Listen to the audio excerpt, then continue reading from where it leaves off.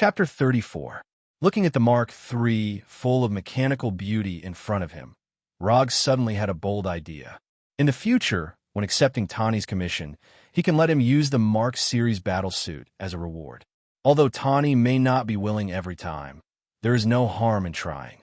I'll take the reward, but I'll keep it with you for the time being. I'll come back to get it later. Wearing Mark III requires a special mechanical device. This device is only available to Tawny, so even if he wears Mark III now, he can't take it off after returning to the office. Whatever you want, I've already given you the reward you want. At this time, Tawny didn't pour any more wine into his mouth. After hearing Rog's advice, he began to seriously think about how to regain control of Stark Group. It was indeed a good idea to wear Mark III and have a chat with Obadiah. But Tawny doesn't intend to do this. Obadiah limited his power in the company through the board of directors, which is a legitimate business method, which is why the members of the board of directors support him. If he threatens Obadiah through Mark III, he won't be able to regain control of the company. This behavior alone is not what he likes. Obadiah's weakness must be found in order to regain control of the company by reasonable means. Thinking of this, Tawny looked at Rog, who was admiring Mark III. I have a commission now. I hope you can accept it. As for the reward, you can ask for it. Mark III can be a reward, so Tawny naturally won't care about other things and said with great pride, if your commission is for me to collect information about Obadiah, then I advise you to give up. Rog is 100% sure that this kind of commission will not pass the system's judgment. Why? Aren't you a ninja? Do ninjas pick tasks? Tawny asked, very puzzled. I don't know what other ninjas are like, but I'm a principal ninja, so I won't take any commission. Although a commission scroll only costs 1 ninja coin, it's still meat no matter how small the mosquito leg is. There is no need to waste a scroll on a commission that obviously couldn't pass the system's judgment. This is his experience in the past 3 years of using ninja coins. If you have other missions in the future, you can contact me again. As soon as his voice fell, Rog's figure disappeared in front of Tawny and returned to the firm in an instant. After accepting Mark III, the mission status in the system immediately changed to the completed status. Content: Fight with Tawny Stark wearing Mark III. Commission status: Completed. Commission reward: 5 ninja coins sent. After completing Tawny's commission, Rog's ninja coins increased from 5 to 10. But in the next second, the number of ninja coins he had not consumed changed back to 5. For commission scrolls and 1 summoning scroll. When he received Tawny's commission, Rog had used up his last commission scroll. If he wanted to continue accepting commissions, he would have to exchange for a new commission scroll. As for the summoning scroll, he planned to use it to store Mark III in the future. But because he hasn't learned summoning technique yet, even if he exchanged for a summoning scroll now, he can only put Mark III into a different space in the scroll, but there is no way to summon Mark III out of it. The price of summoning technique is not expensive. It only costs 20 ninja coins. If it goes well, he can take another mission and have enough ninja coins to exchange. When Rog left, Tawny thought of a suitable candidate, someone who can help him spy on Obadiah's weakness. Little Pepper Potts. There are not many people that Tawny can trust now, and Little Pepper is one of them. And Little Pepper's identity is destined to be the most suitable candidate. You help me do something.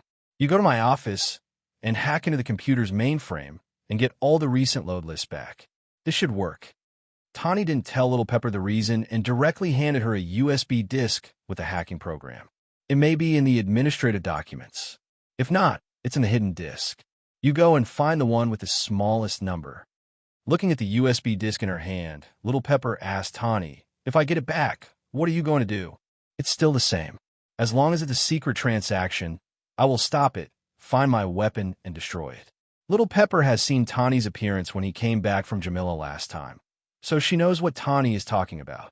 Tawny, you know I'm willing to help you do anything, but if you mess around like last time, I can't help you. I don't want to show off to anyone, nor for money, nor for any contract. I just want to do this. That's all. That's all. Then I resign. Little Pepper smiled bitterly, then threw the USB disk in her hand on the table. You have been by my side for so many years. When I made money by destroying others, you were also there. Today I want to save those who are threatened by my weapon. And you want to leave me? Little Pepper stopped and turned to Tawny and said, "You will die. I don't want to help you and harm yourself. If I didn't have this belief, I would have died. Potts, I'm not crazy. I just finally understand my mission. The voice in my heart tells me that this is the right thing to do." Little Pepper slowly walked back to the table and silently picked up the USB disk. In his remodeled private practice room, Rog was thinking about how to teach himself Chidori Blade. Chidori Blade is a property change improved on the basis of Chidori. By injecting Thunder Attribute Chakra into the blade, it increases the lethality of the blade. Rog learned Chidori a long time ago, but he rarely used it because he didn't have Sharingan, so he couldn't exert the strength of Chidori. As for Thunder Attribute Chakra, it was no problem for him. The problem now is how to add a property change to Chidori and attach it to the blade. The best tool to learn Chidori Blade is the Kusanagi sword used by Sasuke. But the price of the Kusanagi sword is a bit high, and it's not something he can consider for the time being. So he can only take a step back and try it with an ordinary katana. If it really doesn't work, then he will exchange for the Kusanagi sword.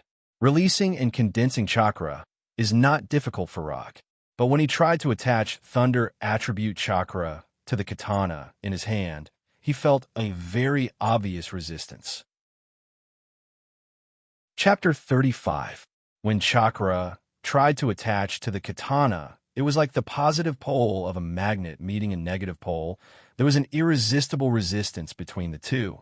After trying several times in a row, Rog had to stop this useless effort and temporarily dispel the idea of learning Chidori Blade by himself. And he now suspects that even if he exchanged Chidori Blade from the system, if he doesn't find a suitable weapon, he won't be able to use Chidori Blade, a lightning release ninjutsu. Looking at the Kusanagi sword priced at 80 ninja coins in the system, Rog sighed helplessly. Things like ninja coins are really never enough. Since there is no way to learn Chidori Blade for the time being, Rog immediately focused on another lightning ninjutsu derived from Chidori Blade. Unlike Chidori Blade can be used without a weapon, which is especially suitable for him who is now poor. Without hesitation, Roger tossed the katana in his hand to a corner of the training room. Then, with a thought, he stretched out his right hand. The originally quiet practice room suddenly became very noisy at the moment he used Chidori, as if 1,000 birds were singing in the practice room at the same time.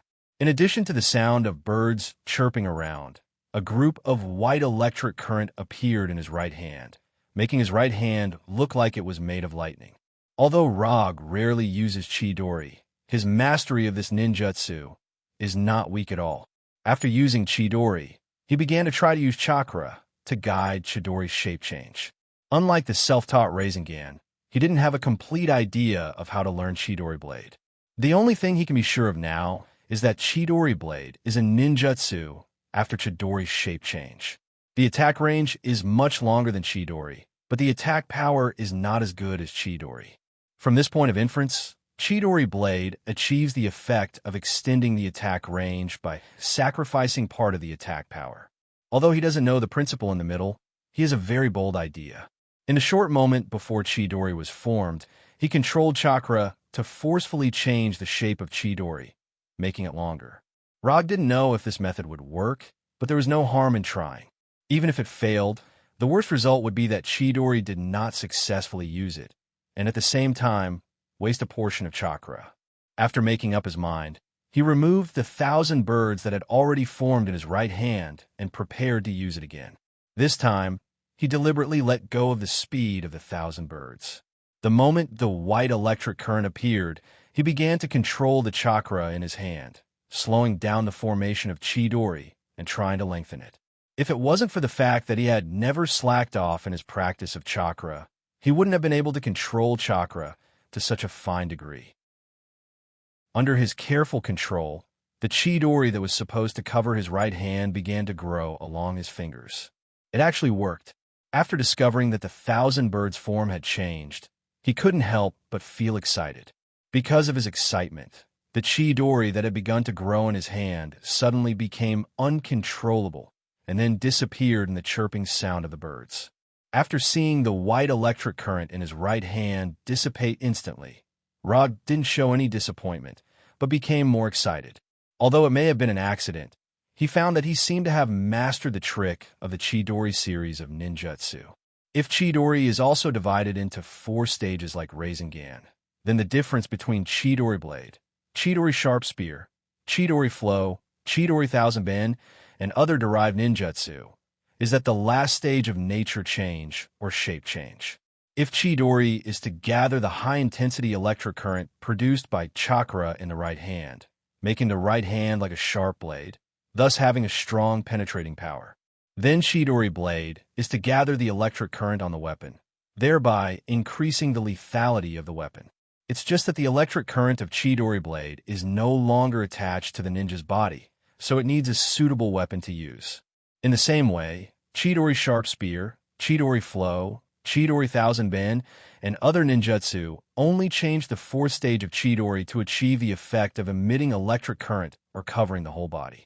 The specific operation will certainly be different in details, but the general principle should be like this. After clarifying this point, Rog didn't hesitate and once again began to learn Chidori Sharp Spear. There was a very, very long gap between knowing the principle of something and being able to do it. After using up all the chakra in his body, he still couldn't successfully complete the learning of Chidori Sharp Spear. The only result of his day was to extend the Chidori in his hand by about a meter. When the extended distance reached about a meter, no matter how hard he tried, he couldn't continue to extend this length. Chidori that is only 1 meter long is definitely not a Chidori Sharp Spear. At best, it can only be regarded as a Chidori Sharp Sword. Rog wanted to try other ways to see if he could extend this short 1 meter distance a little more, but the exhausted chakra in his body dispelled this idea. After changing the chakra control method, the length of Chidori changed from 1 meter to 1.5 meters, and then he once again consumed all the chakra in his body. After recovering chakra, he didn't even eat breakfast and started his practice again. Because of the previous 2 days, he can now use less chakra to achieve the purpose of extending Chidori, and the extended distance has been further improved from 1.5 meters to more than 2 meters. Just as he planned to extend the distance to 3 meters in one go, he looked up out of the window. In the pitch-black night sky, he saw 2 people who were rapidly ascending. To be precise, he saw 2 Iron Man armors rising rapidly. This is Iron Man and Ironmonger fighting? After seeing this scene, he decisively gave up his plan to continue practicing, and the flying Thunder God disappeared from the practice room. In the next second, his figure appeared on the top floor of the factory where the prototype of the arc reactor was placed. He left hundreds of flying Thor techniques in New York in order to get to the scene in time at critical moments, such as now. Not long after he came to the top floor of the factory, he saw a giant-like Iron Man armor falling rapidly from the air, like a meteorite falling from the sky. Just when he thought that Ironmonger would have a close contact with the ground like a real meteorite, Ironmonger regained its flying power, and then stumbled and landed on the ground. Chapter 36. Not long after Ironmonger stumbled to the ground, Tani, wearing Mark III, also landed on the roof of the factory. To be precise, he fell on the roof of the factory. After standing up, Tani immediately saw Rog standing not far away, and then roared angrily, "I called you more than 20 times, and you didn't answer any of them." "Really? Why didn't I know?" Rog never brings his cell phone home, and he doesn't think anyone will look for him for personal matters. As for business, it can be solved directly at the firm. You. Just as Tani wanted to continue complaining, Ironmonger fell from the sky and quickly came behind him, throwing a thunderous punch at him. Tani couldn't dodge for a while, and his whole body was knocked out by Ironmonger, drawing a spark mark on the ground. At the moment when Ironmonger appeared, Rog instantly retreated more than 10 meters, taking the initiative to avoid the fighting area between Tani and Ironmonger. After hitting Tani, Obadiah in the Iron Man armor immediately saw Rog not far away, and then without thinking, he raised his left hand towards Rog. Duh.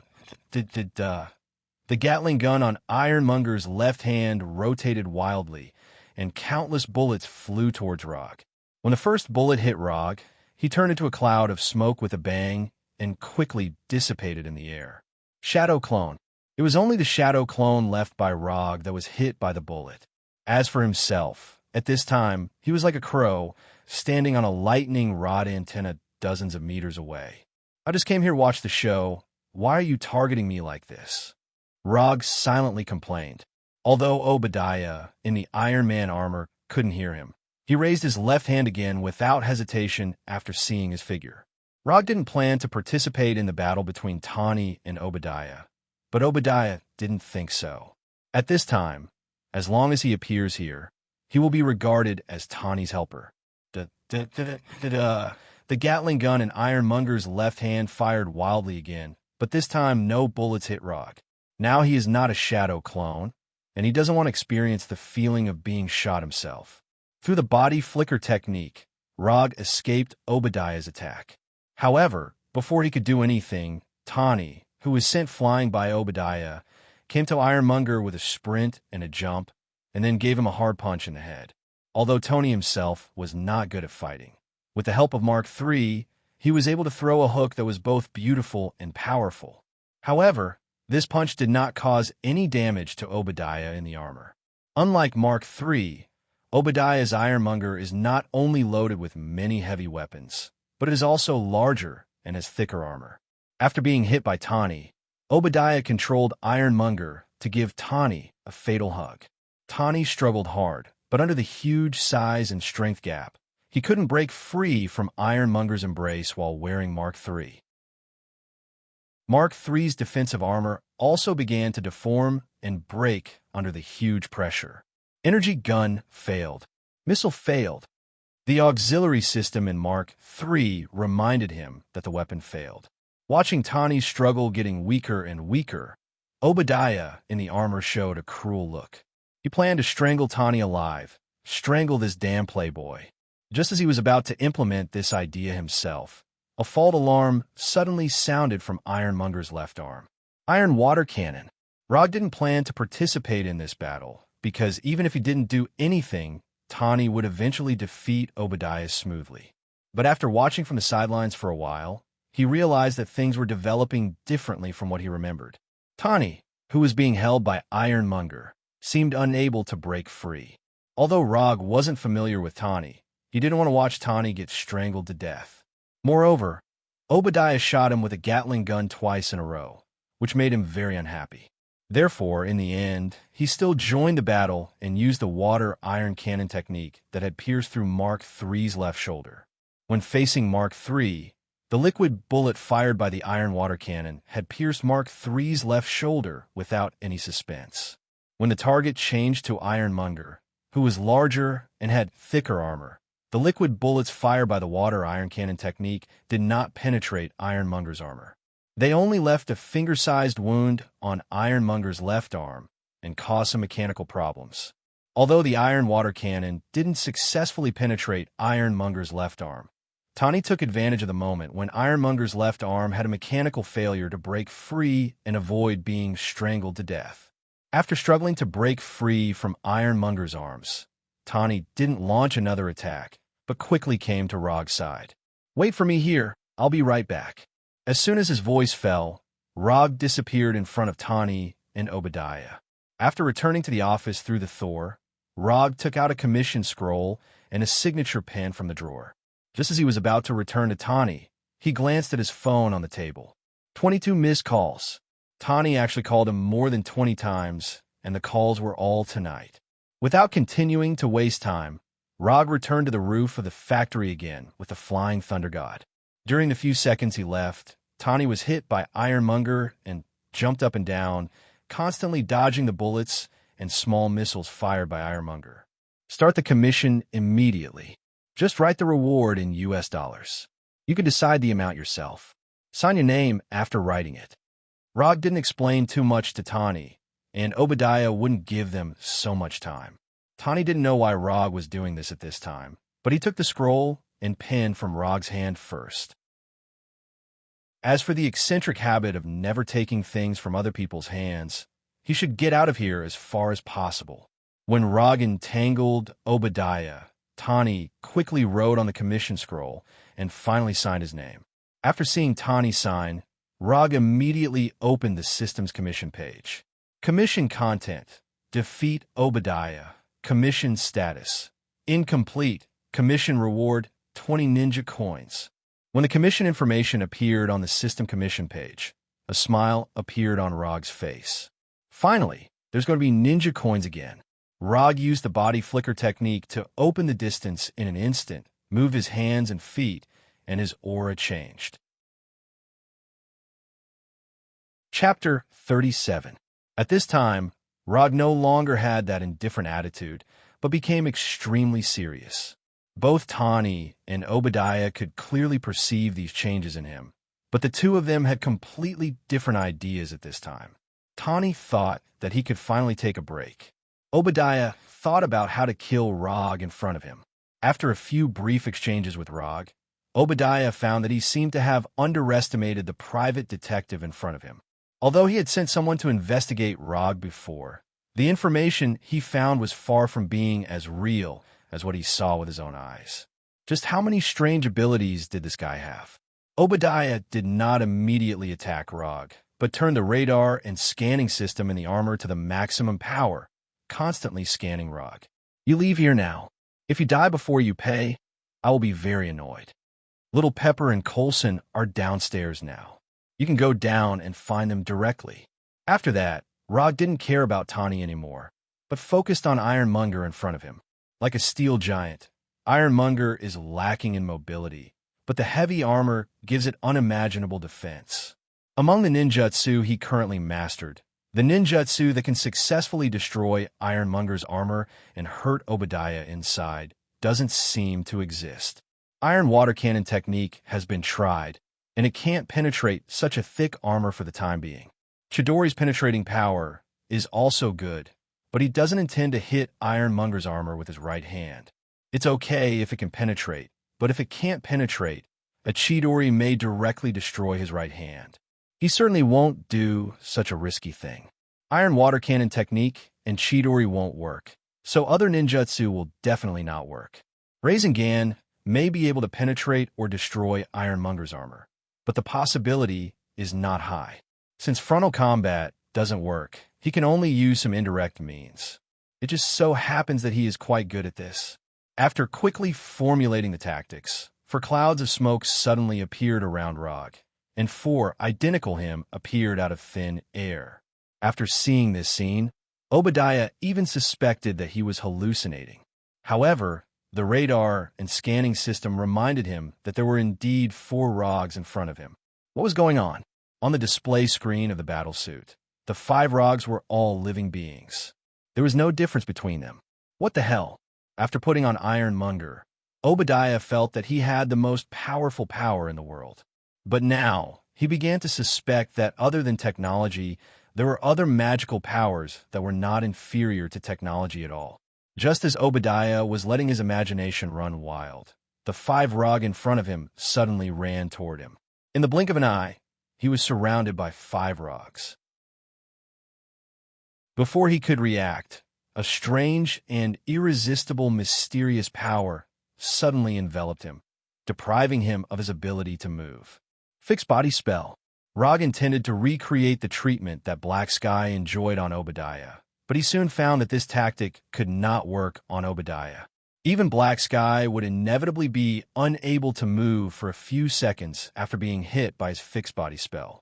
However, Obadiah, whose physical fitness was far inferior to Black Sky's, regained his ability to move more than a second after being hit by fixed body spell. Will it have such a big impact through the Iron Man armor? Rog had also used fixed body spell in some abnormal situations before, such as fixing the target sitting in the car next to him. But at that time, fixed body spell still played its role and fixed the target for more than 10 minutes. It was absolutely impossible for the steel barrier to weaken the effect of fixed body spell to this extent. Without any hesitation, Rog decisively used chakra perception and began to perceive Obadiah's situation. Unlike fixed body spell, chakra perception was not affected at all. It completely perceived Obadiah's life strength and the energy strength of the reactor in Ironmonger's chest. So that's how it is. Through chakra perception, Rog finally figured out why the effect of fixed body spell was weakened. The reason why Obadiah was able to return to normal in just over a second was not because he had a stronger body than Black Sky, but because Ironmonger provided him with an invisible energy field protection. With the arc reactor in Ironmonger's chest as the core, an energy field invisible to the naked eye was produced around Ironmonger. This energy field does not affect the surrounding environment, but it is inexplicably compatible with the energy frequency of fixed body spell, causing most of the energy of fixed body spell to be assimilated and absorbed when it reached Obadiah. Although fixed body spell can't produce the power it should, but even if the time is short, it is still the time of being controlled. Since one fixed body spell can only last for more than a second, then 10 fixed body spells will last for more than 10 seconds, and 100 fixed body spells will last for more than 100 seconds. If the quality is not enough, then make up for it with quantity. At Rog's signal, his 4 shadow clones didn't hesitate to use fixed body spell one after another. With the chakra reserves and the shadow clones, each of them can only use a dozen fixed body spells at most, which adds up to more than 40 seconds. This time doesn't seem long, but it is enough for Rog. As the shadow clones cast fixed body spells on Obadiah one after another, Rog turned his right hand into a pistol and aimed his right index finger at the arc reactor in Ironmonger's chest. If I can't penetrate it in one shot, then I'll hit it a few more times. In the following time, Rog kept firing iron water cannon at Ironmonger at a rate of 1 shot per second. Although Obadiah was immobilized by fixed body spells one after another, he still has the ability to think. He is not a scientist, but he knows very well that once Ironmonger's arc reactor is destroyed, the powerful Ironmonger will become a pile of immobile scrap iron. No, this can't go on. Obadiah tried to control Ironmonger, but he can't even move a finger. Just when he thought in despair that he would die here in such an aggrieved way, he suddenly thought of a hidden function on Ironmonger. Under normal circumstances, Ironmonger is just an Iron Man suit controlled by the controller inside the suit. But when leveling up Ironmonger, Obadiah suddenly thought of an extreme situation. When the controller lost consciousness or the ability to move, how could Ironmonger take the controller away from the battlefield or continue the battle? With this in mind, he asked the engineers to add a control mode called Cold-Blooded to Ironmonger's system. Chapter 38. If it wasn't necessary, Obadiah would never have the intention to activate Cold-Blooded mode. But he knew very well that if he didn't activate it now, he would never have the chance again. While Ironmonger was unable to move, Rog kept using the iron water cannon technique, intending to use it to smash the strongest armor on Ironmonger's chest. Only by destroying the defensive armor on Ironmonger's chest could he destroy the arc reactor on Ironmonger's chest and make the steel giant completely lose his ability to move. Looking at the screen in front of him, constantly updating the damage data, Obadiah felt regret for the first time. Just when he thought he could only watch the arc reactor be destroyed, he suddenly found that he had temporarily regained some ability to move. But this state only lasted for a short second before it completely disappeared, and he was once again deprived of his ability to move. But this discovery immediately rekindled the fire of hope in him. As long as he could do it again, even if it was only for a second, he could smoothly activate Cold-Blooded mode. As he prayed, the immobilization spell's effect disappeared once again. Without any hesitation, Obadiah decisively pressed the start button of Cold-Blooded mode. Cold-Blooded mode activated. Autonomous mode activated. Weapons system check. Defense system check. Energy system check. Driver's life status check. Surrounding environment check. Lock on attacker. Autonomous attack activate. When Ironmonger's battlesuit system quickly checked the current state, the battlesuit system immediately issued an autonomous attack command. Because Obadiah's vital signs were in good condition, the battlesuit system directly ruled out the option of leaving the battlefield. Under the control of the battlesuit system, Ironmonger attacked Rog like a steel behemoth, and the small missiles and machine guns on his body locked onto the 4 shadow clones around him at the same time. As soon as he entered the autonomous attack state, Ironmonger went all out and activated all the weapons on his body. The moment Ironmonger moved again, Rog stopped using the iron water cannon technique and blinked several times in a row to open up the distance in an instant. While Logue was dodging Ironmonger's attack, his 4 shadow clones also used body flicker in an attempt to dodge the small missiles and bullets. Although these shadow clones avoided the direct attack of the small missiles and bullets, the blast from the explosion still hit them, turning them into smoke and disappearing one after another. With just one round of all weapons fire, Ironmonger successfully eliminated all of Rog's shadow clones. But Rog himself wasn't surprised. The shadow clone's ability to resist blows was very weak, and a slightly stronger fist could make them disappear directly, not to mention the blast generated by the explosion of a missile. Unless these shadow clones could really dodge unharmed, it was only a matter of time before they were destroyed to be eliminated. What's more, the roof of the factory building was not a very good fighting environment. In this environment, of course, it was not twos to escape, escapes is to escape, as to height, to fight, tease teat. When all the shadow clones disappeared, Rog didn't hesitate to use the shadow clones again, and 4 of him appeared again. When the second batch of shadow clones appeared, Rog didn't give them any more instructions to use the fixed body technique, but let them all use the iron water cannon technique.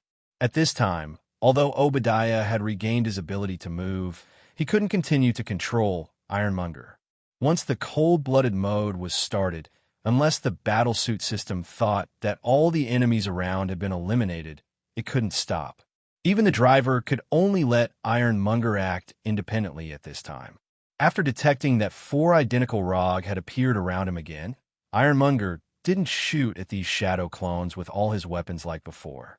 Although Ironmonger's battlesuit system didn't have much wisdom, it had already judged that the key to dealing with these shadow clones was the real body. As long as the real body was dealt with, these shadow clones that looked exactly like the real body would naturally disappear. Under this logical judgment, Ironmonger directly ignored the 4 shadow clones around him and attacked Rog with maximum power. Ironmonger's judgment couldn't be said to be wrong, but it ignored a problem, that is, Rog's shadow clones also have attack power. When Ironmonger attacked Rog's real body, the 4 shadow clones used the iron water cannon technique at the same time. Although the iron water cannon technique couldn't penetrate Ironmonger's defensive armor in one go, as long as the liquid bullets of the iron water cannon technique hit the key part, Ironmonger would have mechanical failure. This was something that Logue had already proven with his actions. The iron water cannon technique used by the 4 shadow clones was aimed at Ironmonger's limbs. When the liquid bullets fired by the iron water cannon technique hit Ironmonger's limbs, Ironmonger, who was originally running wildly, suddenly staggered. Ironmonger's right leg and left arm had mechanical failure at the same time, which made it slightly lose its balance. At this time, the shining light blue Rasengan appeared in Rog's right hand. At this time, although Obadiah couldn't control Ironmonger, when he saw the light blue Rasengan in Rog's hand, he suddenly had a strong sense of danger. In the blink of an eye, Rog, who was still more than 10 meters away, instantly came in front of Ironmonger, then jumped slightly and aimed the Rasengan in his right hand at the arc reactor on Ironmonger's chest. In the beginning, the Rasengan might not have been able to break through the defensive armor on Ironmonger's chest and thus destroy the arc reactor inside. But now, the defensive armor on Ironmonger's chest has been destroyed by the successive iron water cannon technique, and the remaining defensive power is not even 1/3 of the previous one. When a Rasengan touched the defensive armor on Ironmonger's chest, Rog knew that the battle was over. Facing the solid defensive armor, the Rasengan continued to advance at a constant speed. In just a short second or two, the Rasengan penetrated the defensive armor on Ironmonger's chest and touched the arc reactor inside. The next second, the steel giant-like Ironmonger was hit in the chest by the strongest tornado, and its huge body was blown away in an irregular spiral shape, flying dozens of meters away. Ironmonger, who was blown away, tried to regain its balance by flying, but there were bursts of dazzling electric sparks around its body. Not only that, but Ironmonger's steel-made limbs also showed an abnormal distortion at this time, as if a person's limbs were forcibly twisted. Chapter 39. Although Ironmonger was trying to maintain its flying posture, the severely damaged fuselage could not faithfully perform the system's instructions. After holding on for a while in the sky, the several-meter-high Ironmonger fell to the street like a real meteorite, smashing a very obvious crater. Boom! The huge impact attracted the attention of everyone around, including Tawny and Little Pepper, who had not left at this time. Beside Tawny and Little Pepper was Agent Coulson with a slightly high hairline. On the roof of the factory, looking down at the completely scrapped Ironmonger, Rog finally breathed a sigh of relief. If Rasengan can't successfully destroy Ironmonger's arc reactor when the defensive armor is almost destroyed, then he can only compete with the arc reactor to see whose endurance is better. Although Ironmonger was destroyed, Obadiah, who was inside Ironmonger, didn't suffer too much damage. When he struggled to open Ironmonger's cockpit, the first thing that appeared in front of him was Tawny wearing Mark III. Tawny wanted to teach Obadiah a good lesson, but before he started, he finally gave up the idea. After finding that Tawny had no intention of venting, Coulson gestured to the S.H.I.E.L.D. agents behind him. After escorting Obadiah to the car, the S.H.I.E.L.D. agents turned back. And this time, they drove a truck that was big enough to carry Ironmonger. What do you want to do? Even if his reaction was slow, Tawny realized that something was wrong and immediately stopped the S.H.I.E.L.D. agents. Obadiah is temporarily detained by S.H.I.E.L.D. As for this Iron Man armor, it is the most direct evidence that he threatens public safety, so we need to take it back. Coulson explained with a serious face. You're fooling a 3-year-old. How can you come up with such a lame reason? While answering Coulson, Tawny quickly scanned the current state of the Ironmonger armor with Mark III scanning program. 73% damage. The core energy is destroyed. The power system has been destroyed. The body is in a severely damaged state. There's a risk of the internal weapons going out of control. It is recommended to leave as soon as possible. After seeing the system feedback, Tawny did not continue to stop these S.H.I.E.L.D. agents, but silently said, "If I were you, I would definitely stay away from that big guy." Although Tawny didn't say it clearly, no one present was stupid, so they knew what he was trying to say. After giving her a kind reminder, Tawny walked up to Little Chili Pepper and hugged her by the waist. He then flew away without looking back. After Tawny and Little Chili left, Coulson was considering whether to arrange for other professionals to come and deal with the severely damaged Ironmonger. However, before he could come up with a decision, the severely damaged Ironmonger made his own decision. Boom, boom, boom. The missiles on Ironmonger that had yet to be launched self-destructed one after another. Amidst the violent explosions and flames, Ironmonger completed the entire process of being destroyed and completely scrapped. After confirming that Ironmonger had completely lost its ability to move, Rog directly returned to the office with the Flying Thunder God and then sat down on the sofa. The battle with Ironmonger did not make him feel any pleasure. The fight was fought and he won, but he was not happy at all. In his boredom, Rog took out the commission scroll written by Tawny and wanted to see how many US dollars Tawny had written. Although no matter how many US dollars it would not affect the sending of ninja coins, but he still wanted to see what kind of price Tawny would write. After opening the scroll, he saw a number that was not very amazing, but definitely not small. 50 million US dollars. He didn't know if Tawny did it deliberately or just casually. His commission reward this time was exactly 1,000 times the reward of the last Coulson commission. 50,000 US dollars or 50 million US dollars. For him, it was just icing on the cake. If it wasn't for ninja coins, who would be willing to earn this hard-earned money all day long? Wouldn't it be better to stay at home and watch TV and play games? Just as he put down the scroll in his hand, his phone that he almost never carried with him received a transfer message. The transfer amount was exactly 50 million US dollars. When the transfer was completed, the commission mission in the system was also updated immediately. Commission content: defeat Obadiah. Commission status: completed. Commission reward: 20 ninja coins. The number of ninja coins that Rog had not consumed also changed back to 25 at this time. After receiving the ninja coins, he used Chakra's perception to sense the Punisher's current location. Then, he used the Flying Thor on the Punisher to directly teleport to him. This Flying Thor was a new technique he left behind after the Punisher completed the Edo Tensei. Leaving the Flying Thor technique on his Fae is not a routine operation, but for the current Rog, this is the best way. Who asked him to not know spirit connection now? After the Punisher was reincarnated from the Edo Tensei, Rog didn't give him any missions. He would only check on the Punisher's condition from time to time to see if there were any abnormalities or if he would attract some existences that he couldn't fight against. Although ninjutsu is magical, there are many things in this world that are more magical than ninjutsu, especially Edo Tensei, and ninjutsu that involves life and death and soul. Who knows what kind of chain reaction it will cause? So he decisively followed his heart's choice and first used the Punisher's Edo Tensei to test the limelight. If there is no big impact, then he doesn't mind implementing his crazy plan.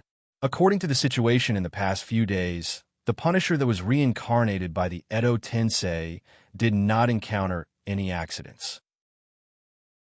Everything seemed to be very calm. At least it seems so for now. Now I'll give you a mission.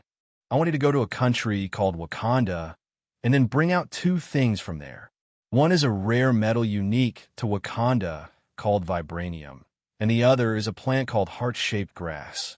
Among these 2 things, vibranium is a must, and the amount can't be too little, at least enough to make a katana. As for the heart-shaped grass, it depends on your own fate. If possible, bring the heart-shaped grass back. If you can't find the heart-shaped grass, vibranium will do. Although Wakanda has high-tech, not known to the outside world, Rog is not very worried about the Punisher's safety. For the Punisher with the Edo Tensei body, Wakanda is at most a country with slightly more advanced weapons. No problem. I'll go now. The Punisher quickly agreed to Rog's order.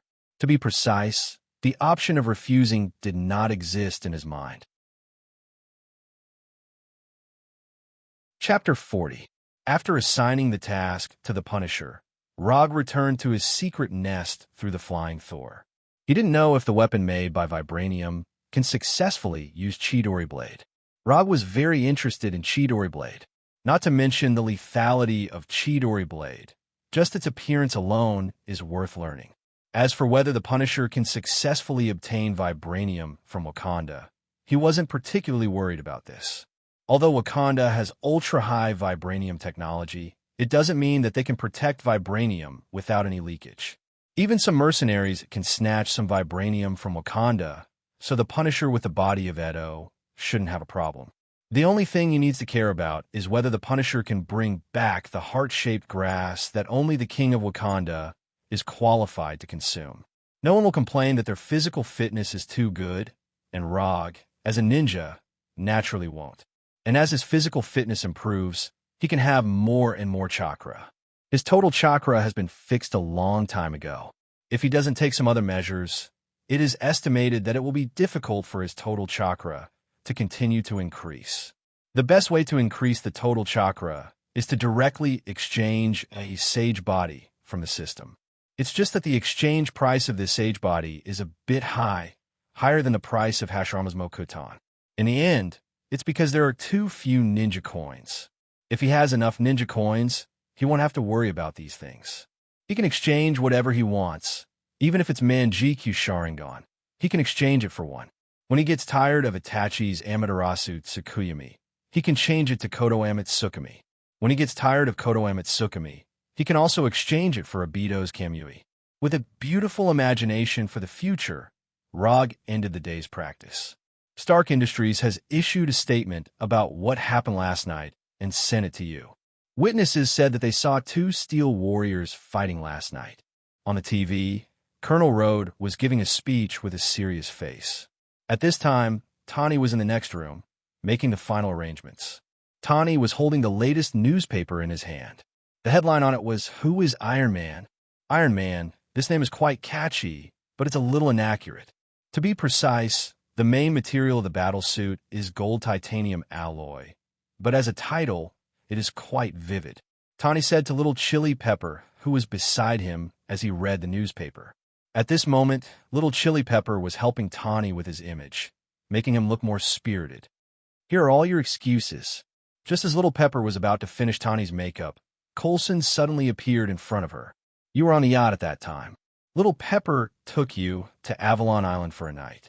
We also have the testimonies of 50 other people." In this statement, except for the fact that he stayed with Little Chili Pepper for a night, the rest was specially created by S.H.I.E.L.D. I think it would be better to say that it was just me and Little Chili Pepper. Tani looked at the prepared statement of S.H.I.E.L.D. and expressed his opinion. "That's fine too. You just have to say the contents word by word." Coulson did not care much about these trivial matters. "Why is there no Theobadia here?"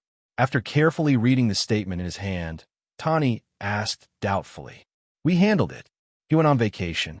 The accident rate of small planes has always been quite high. It seems that S.H.I.E.L.D. doesn't intend to let Theobadia leave for a while. Don't you think this is too much like a movie script? Saying that one of my bodyguards got a robot? Mr. Stark, this is not my priority. Just read the statement, and this matter will subside. Come on in a minute and a half." After explaining, Coulson left the room directly. "Let's perform on stage." Little Chili Pepper picked up Tani's suit jacket and helped him put it on. "In fact, the name Iron Man is really good. I didn't even think of this name.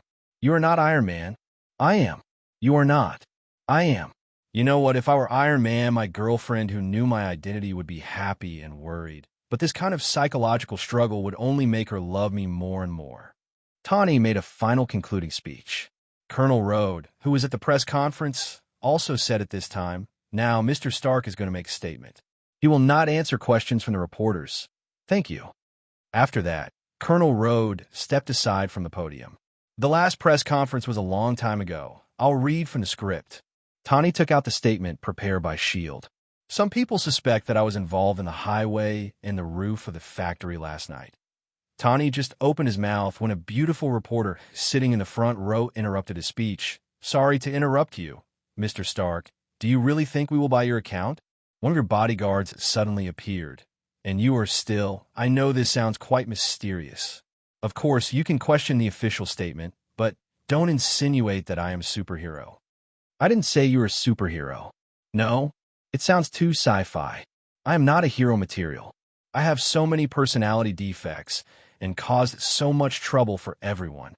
Hearing this, Colonel Rhodes, who was standing next to Tani, couldn't help but come to his side and whisper to him, "Say it according to the script." "Okay." Tani once again picked up the statement in his hand and took a serious look at it, thinking silently for a few seconds. "I am Iron Man." Tani finally said the classic sentence, and the scene of the press conference suddenly became sensational, and a live broadcast was then terminated because of Tani's departure. After watching Tani's classic speech, Rod turned off the TV and went to the practice room. He has decided that he will not go to the office again until he has completely mastered Chidori Aiguchi. Time passed day by day, and after Tani publicly admitted that he was Iron Man, the whole world became a little different. Those who originally only existed in comics or novels began to emerge, and the other side of the whole world seemed to wake up. While Rod was concentrating on learning Chidori Aiguchi, the Ninja's Hand and Holiness Church became extremely active. Many citizens witnessed the battle between them, and the word ninja began to frequently appear in the headlines of the newspaper. In some neighborhoods, there was even a small trend of imitating ninja. Chapter 41. After staying in his secret nest for a week, Rod finally ended this kind of continuous practice day and night. After this period of practice, he successfully extended the attack range of Chidori Sharp Spear to 5 meters, and after thoroughly mastering Chidori Sharp Spear, he also took the opportunity to learn Chidori Flow in one go. So in his attribute panel, he also successfully gained 2 lightning ninjutsu, Chidori Sharp Spear, a Chidori flow. Although the emergence of Chidori Sharp Spear and Chidori Flow did not increase his strength significantly, it provided more possibilities for him to fight. After a comfortable bath, Rog came to the office through the Thor. Compared to a week ago, there were obvious changes in the firm. After buying this place and transforming it into the office, Rog has not done any decoration here.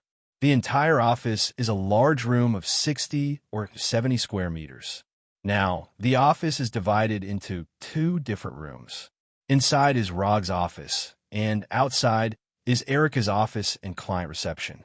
Although the area is not large, it has begun to show some signs of a formal office. After pushing open the door and coming to the reception outside, Rog saw Erica and two men sitting on the sofa. One of them was no stranger to him. It was Savant, who had just given him $5 million some time ago. The Asian man next to him, he didn't have any impression of him. However, judging from the man's dress and the momentum exuding from his body, he should be one of the 5 fingers of the hand, Murakami. Hello, Mr. Rog. I haven't seen you for a long time. This is my partner, Murakami. After seeing Rog coming out of the office, Savant immediately stood up and said with a smile on his face, "If you only look at his current appearance, it is estimated that no one would think that this big black man in a black suit with a simple smile on his face would be one of the notorious leaders of the hand. Actually, it's not that long. Let's talk in my office." Rog didn't know what Savant and Murakami were up to, but judging from Savant's behavior, it shouldn't be anything bad. After entering Rog's office and taking their seats, Savant put an exquisite and high-end suitcase on the desk and said, "We're here for a commission. If Mr. Rog is interested, the things inside will be your reward." After that, Savant opened the suitcase and revealed the items inside. Inside the suitcase were pieces of white bones that looked no different from ordinary animal bones. Although Savant had not introduced them, Rog had already recognized the origin of these bones. The reason why the 5 fingers on the hand could surpass the limits of the human body and survive for hundreds of years was because of these white dragon bones in front of him. These are dragon bones, the bones left behind after the death of the legendary dragon god. After taking them in the right way, you can obtain amazing vitality, greatly extend your life, and even bring the dead back to life. Although Savant's words sounded unreliable, what he said was true. Dragon bones did have the effect of prolonging life and bringing the dead back to life. Although there were many restrictions on bringing the dead back to life, in general, it was worthy of the name of bringing the dead back to life. The reward is good. Tell me the content of your commission. But I have to remind you in advance that asking you to introduce the content of the commission doesn't mean that I will accept your commission. In order to avoid unnecessary trouble, Rog introduced the rules of his side in advance. "No problem," Savant replied immediately. Although Murakami came to the office with Savant, it was obvious that Savant was the main person to communicate with this time. In fact, the content of the commission this time is very simple. We hope that Mr. Rog can help us clear a secret stronghold of Kingpin. After hearing Savant's words, Rog was taken aback for a moment, and then said, "Is it popular for you guys in the underground world to hire people to attack your opponents? Your way of playing is very trendy. If the underground world doesn't do it themselves, how can it be called the underground world? We know that Kingpin once entrusted you with a task, Mr. Rog, but after the commission ended, your previous cooperation relationship ended. And I think that Kingpin deliberately leaked your information last time, Mr. Rog, so others mistakenly thought that you were his subordinate, which made you very upset." Rog didn't really care about what Savant said. How should he put it? It felt a bit like he had met someone once, and then that person began to brag to the outside world that he was his friend. Simply put, it was the kind of story that he often heard before he crossed over, "I have a friend" or "I have a buddy." Even so, he used to be my client. So, you have to pay more. If the reward Savant offered was in USD, Rog would have accepted it. But they took out a magical item like the dragon bone that could increase vitality, so it was no wonder that he increased the price temporarily. Seeing Rog seriously asking for more money, Savant was suddenly a little stunned. "No, things shouldn't have developed like this. Didn't they say that he rarely cares about the commission's reward? Why is there an increase in reward? Savant was full of confidence. After all, they took out a rare item like the dragon bone. But the current development had completely exceeded his expectations. Just when Savant didn't know whether to agree to Rog's request, Murakami, who had been sitting next to him without speaking, suddenly spoke. "No problem. How much do you want?" "Another box of dragon bones."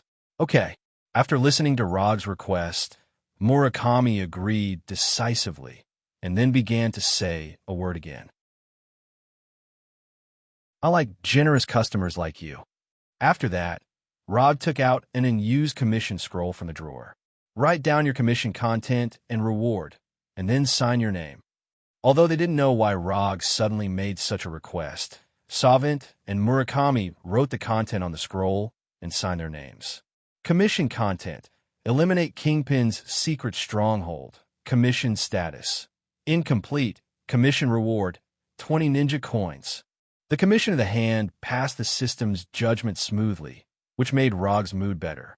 Although he still doesn't know which Kingpin's stronghold the hand asked him to eliminate, even if the target specified by the hand is Kingpin's Fisk building, it's not difficult for him.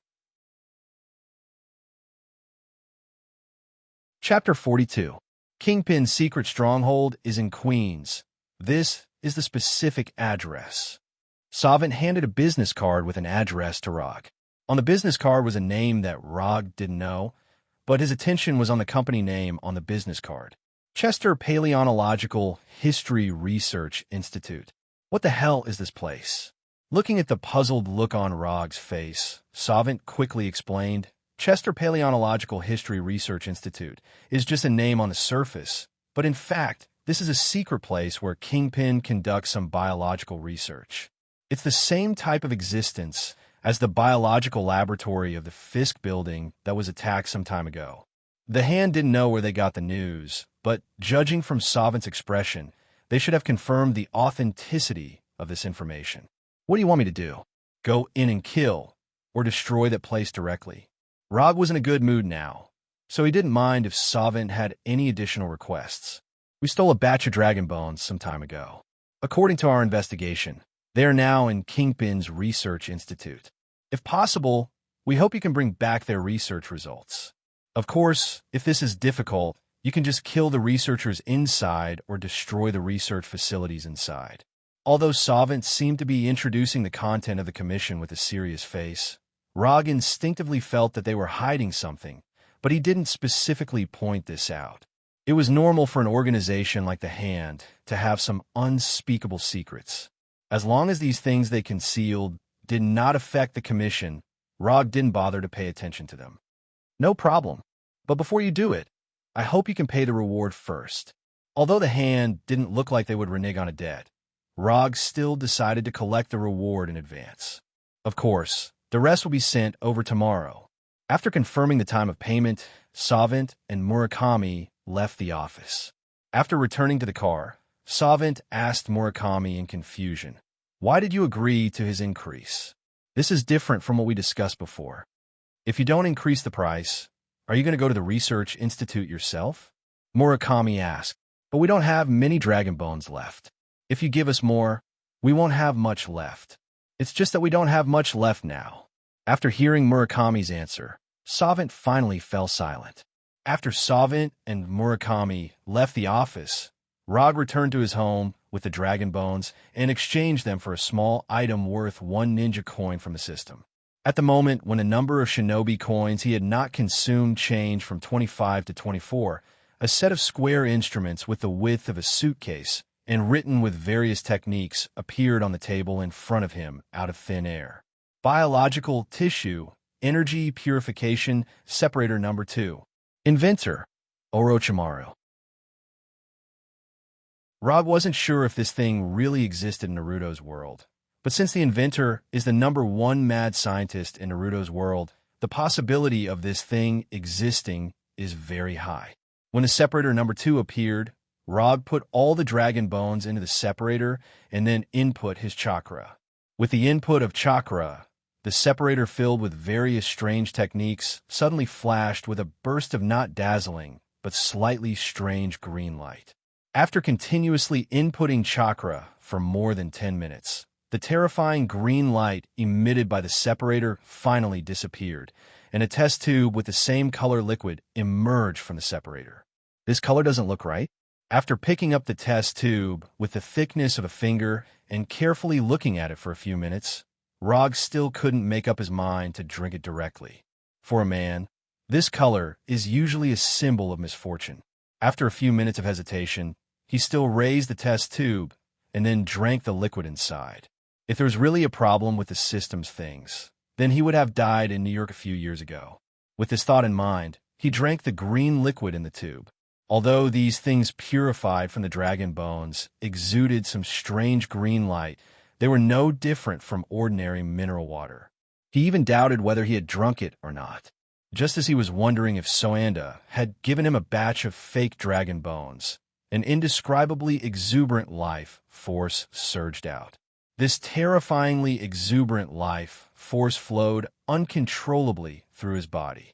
However, every time this life force flowed, he could clearly feel his body grow a little stronger. This situation only lasted for a few minutes and disappeared. When everything returned to normal, he first opened his property panel and then looked at the column of chakra amount. He saw the number 5 on the column of chakra amount was constantly changing, and it began to gradually increase until it increased to 8. Chakra amount, 8 calories. This was the system's final evaluation. Seeing that the amount of chakra that had not changed for more than a year had changed again, Rog finally breathed a sigh of relief.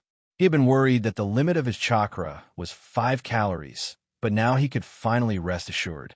In fact, 5 calories of chakra was not a small amount, but when it came to things like chakra, no one would complain about having too much. If it was possible, he would not mind his chakra becoming Chattanooga.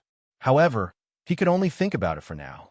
The dragon bones in his suitcase could increase it by 3 calories, and there was another case tomorrow, so it should be able to increase it to 11 calories.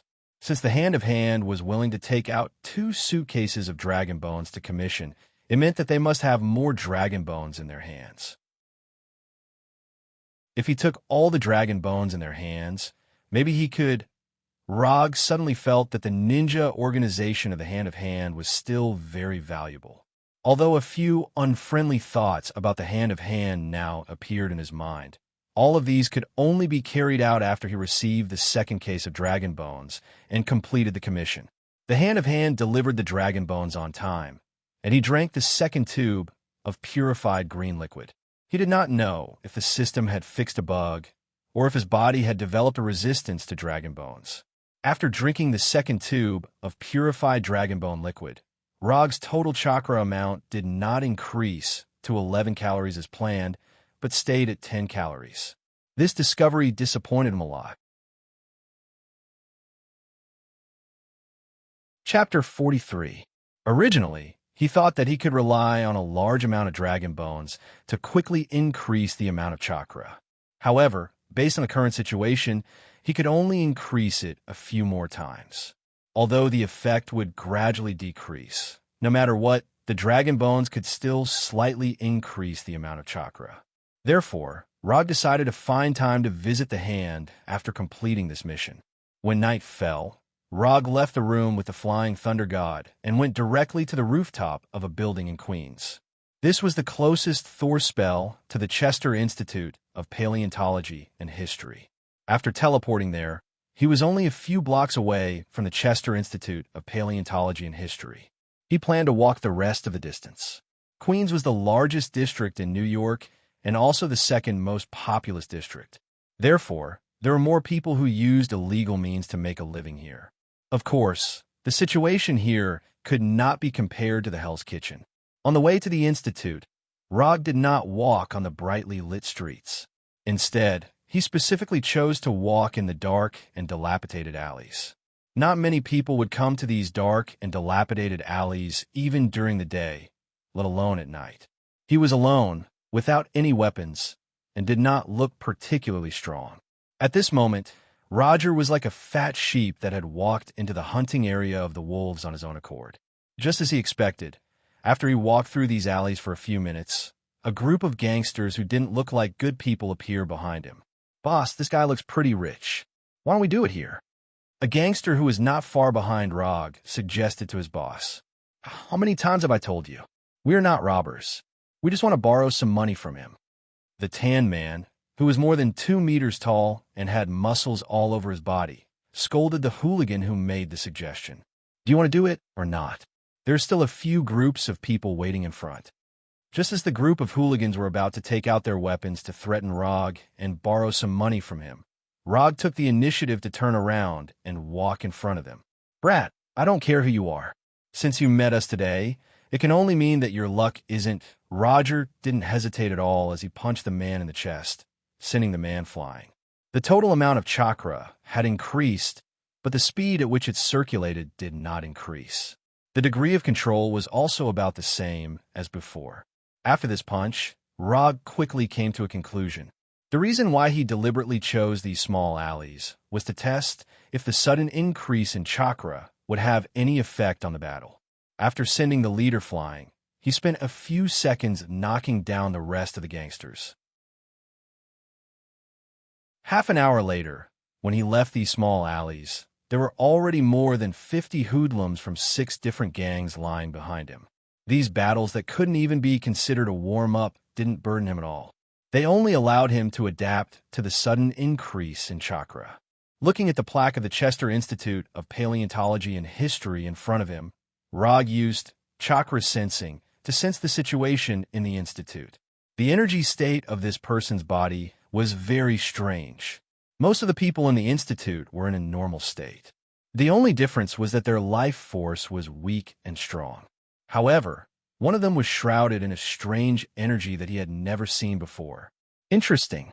Rog originally thought that this mission would be boring, but now it seemed that there was a reason why the hand didn't attack this place personally.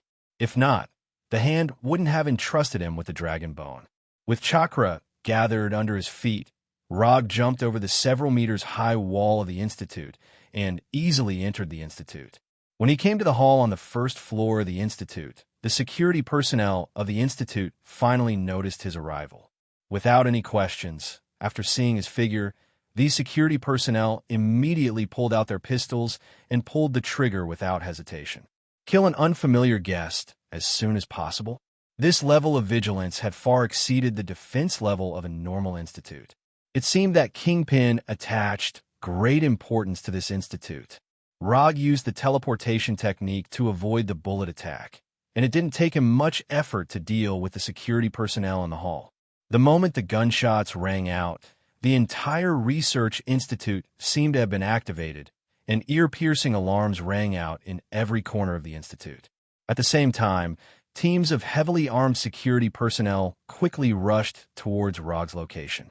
"There are intruders outside. Aren't you going to deal with them?" A man in only black and white, like the one in a photo, said to the man next to him. "My mission is to prevent anyone from entering this laboratory. Other things are not within the scope of my mission." The man who answered was wearing a blue tights with a bullseye symbol on his helmet. If Rog were present, he would definitely recognize this man in blue tights at a glance. This man was none other than Kingpin's chief assassin, Bullseye. As for the man next to Bullseye, he was the leader of the Devil Gang, and also one of the biggest gangsters in New York, Mr. Negative. Although Mr. Negative was not as famous as Kingpin, he was still a heavyweight in New York's underworld.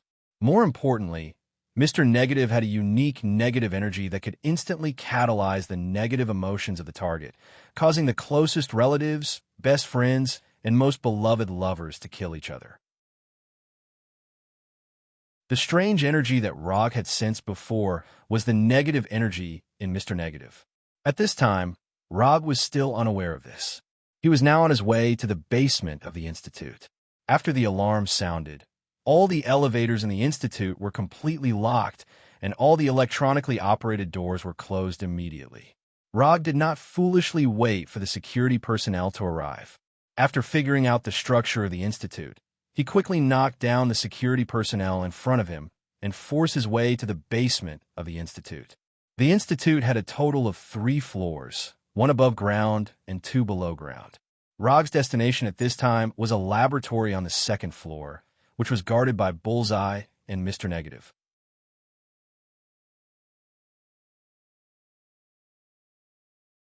Chapter 44. The security personnel arranged by Kingpin in the Research Institute were not bad, but only for ordinary people. Relying on his elusive speed, dazzling, and simple fighting techniques, Roger only used an ordinary kunai to completely break through all the defenses of the 1st basement floor of the Research Institute and smoothly arrived at the 2nd basement floor of the Research Institute. Compared with the 1st floor, the 2nd floor had not changed much. The only difference was that the number of combatants on the 2nd floor was far more than on the 1st floor. If this was not a research institute, Rog would even think that he had come to a secret terrorist base. As soon as he appeared on the 2nd floor, various types of bullets flew toward him like lightning.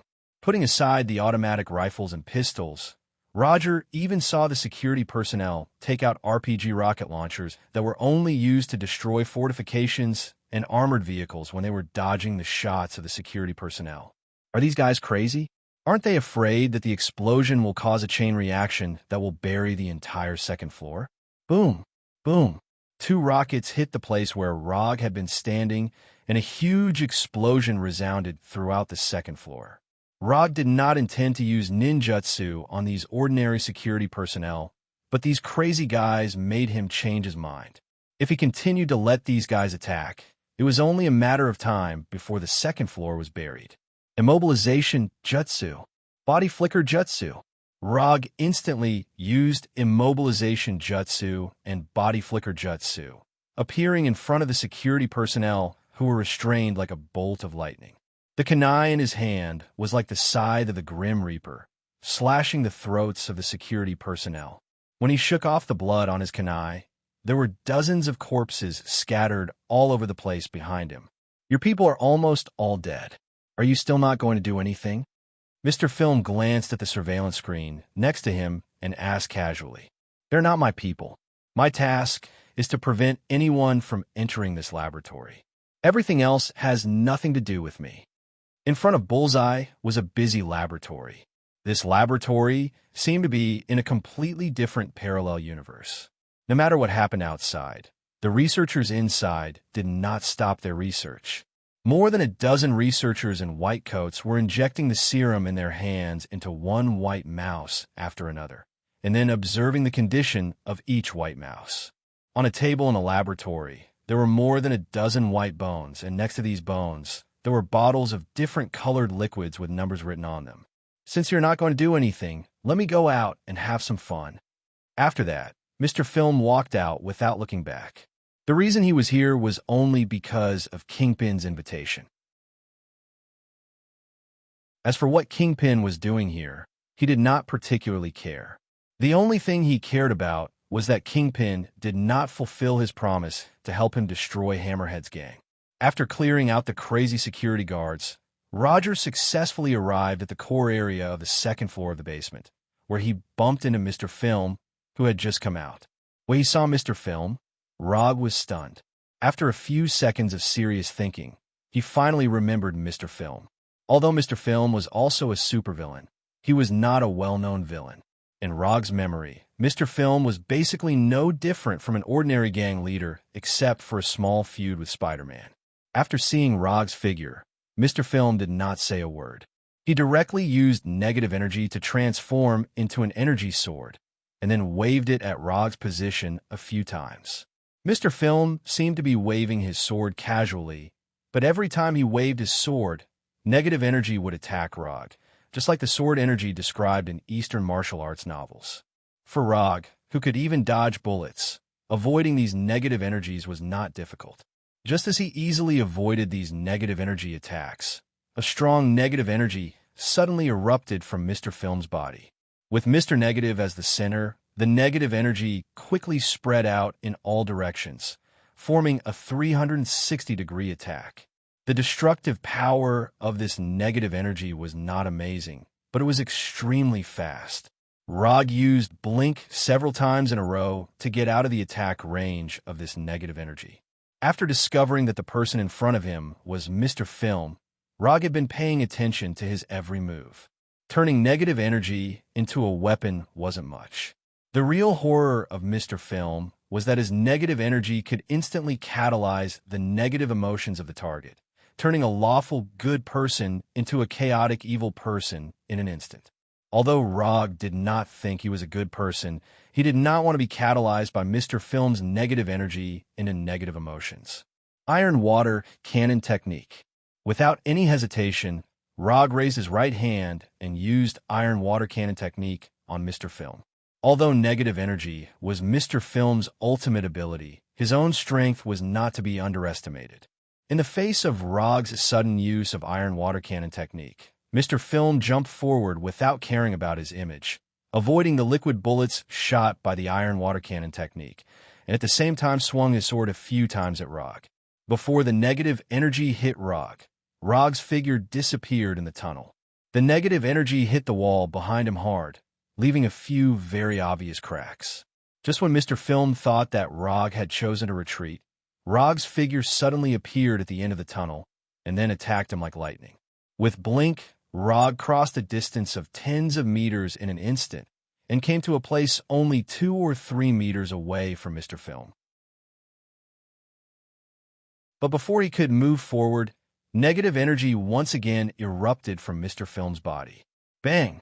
Rog, who was swept by the negative energy, suddenly turned into a cloud of smoke and then disappeared. Before Mr. Film could react, another Rog rushed out from the end of the tunnel and then came to a place 2 or 3 meters in front of him. This time, Mr. Film did not continue to erupt with negative energy, but raised the negative energy sword in his hand. Bang! Rog, who was hit by the negative energy sword once again, turned into smoke and disappeared. Before he could withdraw the negative energy sword, a third Rog rushed out of the tunnel and again came to a place 2 or 3 meters in front of him. Without any hesitation, Mr. Film once again erupted with negative energy, and this Rog also turned into smoke and disappeared. 2 consecutive eruptions of negative energy in a short period of time exhausted him. But at this moment, a fourth Rog rushed out of the tunnel.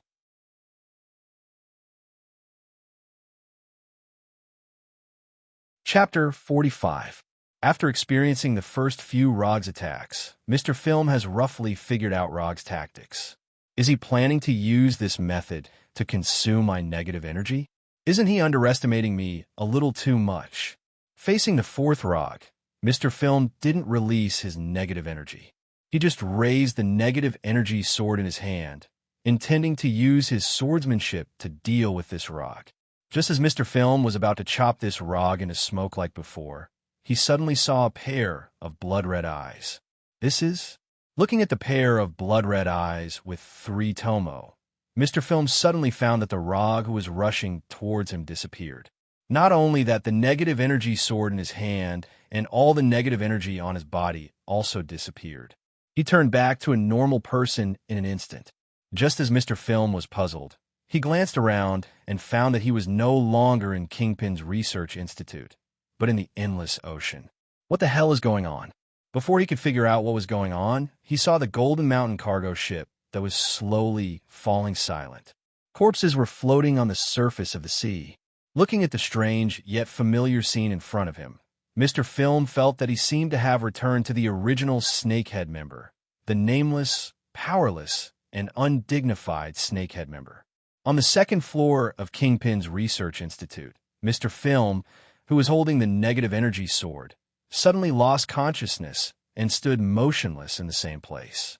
Until Rog wiped his throat with the kunai, he couldn't recover from the strange illusion. Mr. Film fell heavily to the ground, and black blood flowed out of his throat that didn't look human at all.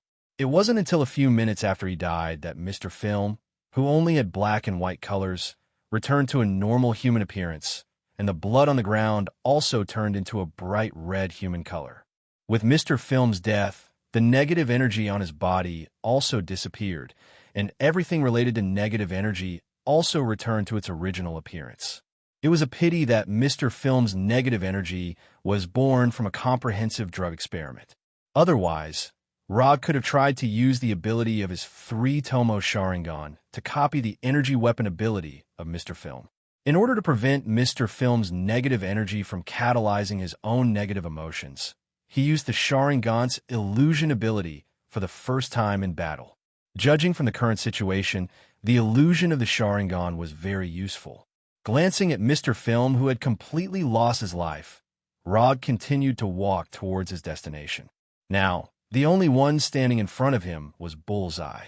As long as he got rid of Bullseye and destroyed this place, the mission in hand-to-hand would basically be complete. Through the surveillance footage in the room, Bullseye saw Mr. Film being killed by Rog. Bullseye had a grave look on his face when he saw Mr. Film standing still and letting Roger cut his throat with the kunai. Although Bullseye had never fought with Rog before, he was no stranger to Rog. In fact, he was even a little familiar with him. No one knew how Roger appeared. The only thing that could be traced back was that he suddenly appeared in New York 3 years ago.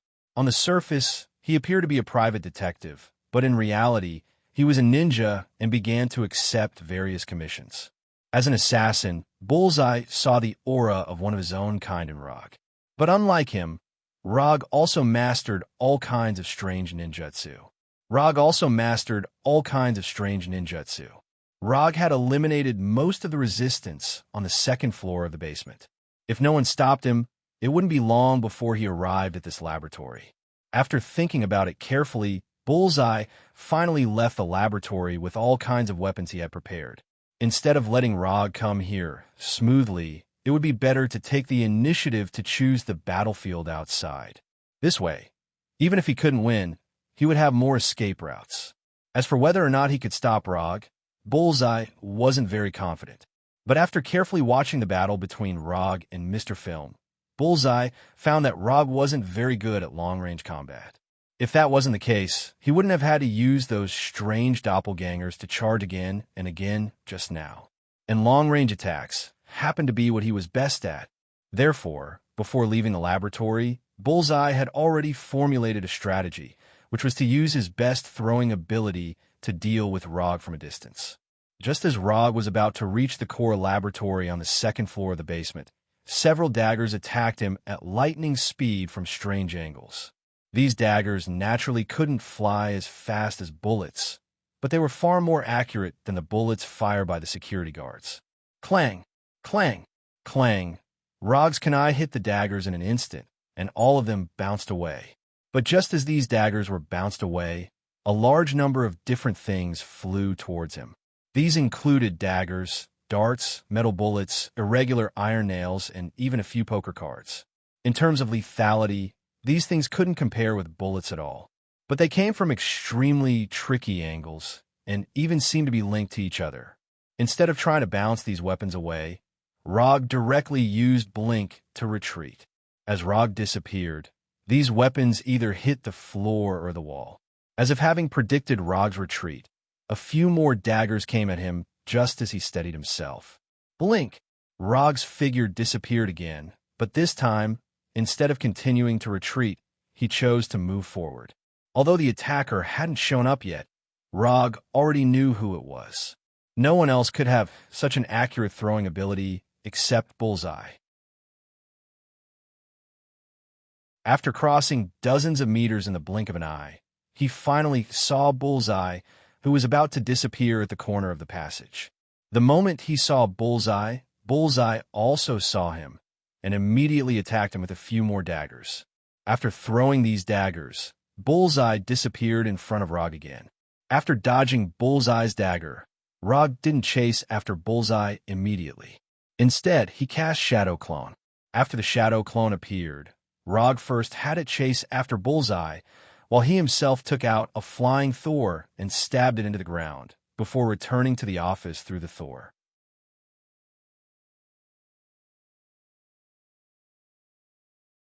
Chapter 46.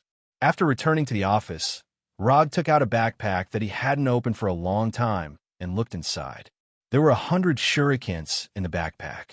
He had ordered these shurikens to be custom-made, but after they were made, He put them aside and never used them again. But today, after witnessing Bullseye's superb throwing ability, he suddenly had an idea. There was an icon for shuriken techniques on the exchange page of the system, but he had never exchanged for this ability.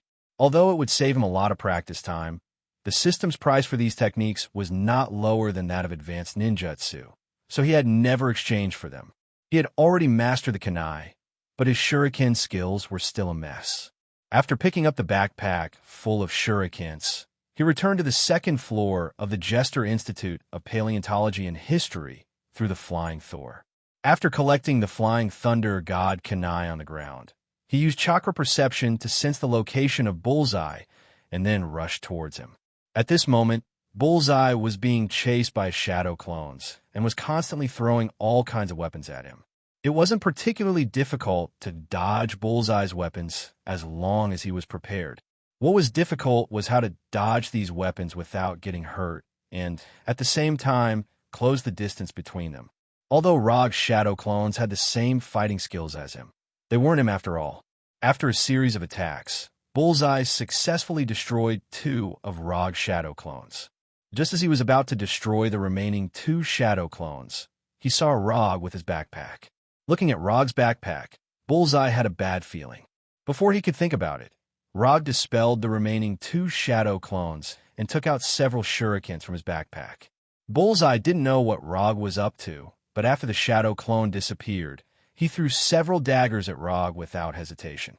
At this moment, Rog had opened his 3-tomo Sharingan and observed Bullseye's every move. This included the way he threw, the way he used his strength, and the way he threw. While observing Bullseye with his Sharingan, Rog didn't forget to avoid the daggers. After dodging the daggers, he imitated Bullseye and threw out his shuriken. The moment Rog threw out the shuriken, Bullseye had a strange feeling. But this feeling quickly disappeared. The shuriken that Rog threw flew at Bullseye at an extremely fast speed and passed him perfectly without causing any damage. Bullseye had thought that Rog had extraordinary throwing skills like him, but it turned out that he was wrong. This was completely a layman's technique. How could he throw this kind of spinning dart like a dagger? This was simply messing around. Bullseye was about to mock Rog's throwing skills when he suddenly thought of something. This throwing technique, this way of using strength, this attack trajectory, isn't this the way I threw my daggers just now? Thinking of this, the contempt on Bullseye's face disappeared. This is impossible. How can he learn my attack after seeing it once? This is absolutely impossible. As if to cheer himself up, or to prove that his attack technique couldn't be imitated so easily, Bullseye took out a shuriken. Whoosh, whoosh, whoosh. Without any hesitation, Bullseye threw 3 darts at Rog, aiming at his forehead, throat, and heart. Rog dodged Bullseye's darts again and took out 3 shurikens. As if history was repeating itself, Rog threw 3 shurikens at Bullseye's forehead, throat, and heart. Seeing Rog's almost copy-and-paste action, Bullseye's face was full of disbelief. Even so, he still dodged Rog's shurikens and ran away without looking back. Rog wouldn't let Bullseye leave so easily. He hurriedly blinked and chased after him. Bullseye didn't look back, but he could clearly sense that Rog was not far behind him. F***CK, I'll do it. Sensing that Rog was getting closer and closer, Bullseye finally gave up the idea of running away and took out the throwing weapons he had prepared. This time, he didn't deliberately choose to throw darts. Instead, he picked up several weapons and threw them at Rog. In the face of Bullseye's attack, Rog didn't dodge, but took out the same number of shurikens. Instead of continuing to imitate Bullseye's movements, he threw the shurikens according to the technique he had just mastered. Clang, clang, clang. The shuriken and Bullseye's weapon collided with each other, and then bounced off each other with a crisp sound. Seeing this scene, Bullseye instantly understood why Kingpin had stopped him from making trouble for Rog last time. Is this guy really a human with such a terrifying imitation ability? Bullseye didn't know how to describe Rog in front of him anymore. He had always thought that his innate talent for throwing was a gift from the heavens. But now, he began to seriously doubt it. It had only been a few exchanges, but he was able to imitate his throwing ability exactly. This was what it meant to be a F***king talent. If it weren't for the fact that they were on different sides, Bullseye really wanted to ask Rog how he did it. Thanks to Roger's deliberate movements, Bullseye was never caught up to by Bullseye. Instead, the two of them kept chasing each other, throwing daggers and shurikens at each other. After Bullseye threw out the last dagger in his hand, he finally stopped and didn't run anymore. Clang! The dagger that Bullseye threw didn't fly very far before it was easily hit by Rog's shurikens and bounced off the wall. You're finally done? Roger was in a very good mood at the moment. In fact, it could even be said that he was in a very good mood. Thanks to Bullseye's selfless dedication, he quickly grasped how to throw the shuriken in an unreasonably short amount of time. He also learned some useful tricks from Bullseye. For example, how to throw a poker card with the power to tear a human's neck. Cut the crap. If you want to fight, just come at me. Bullseye didn't expect to defeat Rog with a long-range attack. He drew his only melee weapon, which was a strange-looking dagger.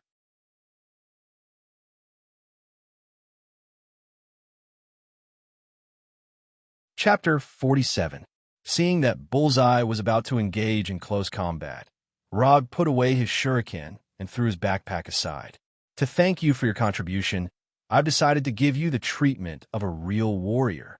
As soon as he said that, a white electric current appeared in Rog's right hand, and at the same time, 1,000 birds chirped. The treatment of a real warrior? What does that mean? Bullseye didn't know what Rog meant by a real warrior, but when he saw his right hand that seemed to have turned into lightning, he couldn't help but want to run away immediately. But in the end, he overcame his instinct to run away. Clenching his dagger, he watched Rog's every move with a solemn expression. Running away now would only lead to a faster death, so he decided to stay and fight for the slim chance of victory. This ninjutsu is called Chidori. I've never used this ninjutsu in a fight since I learned it. To be able to be the first person to die in 1,000 birds, it should be enough for you. Hearing Rog's calm words, Bullseye couldn't help but swallow. Who wants to be the first person to die in this ninjutsu? Don't force your thoughts on others. While Bullseye was watching Rog's every move, Rog suddenly disappeared in front of him. Before Bullseye could react, Rog had crossed a distance of more than 10 meters and appeared in front of him in an instant. After sensing Rog's appearance, Bullseye instinctively wanted to raise his dagger and stab Rog. However, at this moment, he saw Rog's right hand.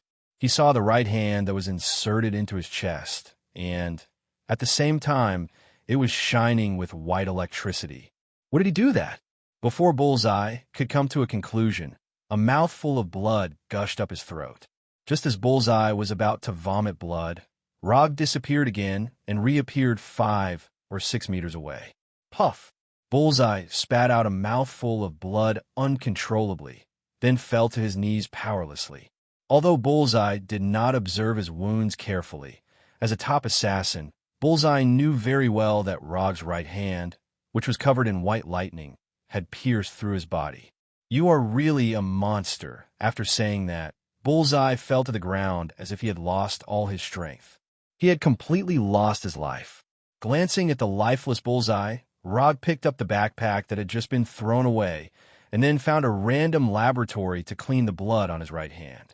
The only thing he is not satisfied with is that after using Chidori to kill people, his right hand will inevitably be stained with the blood of the enemy.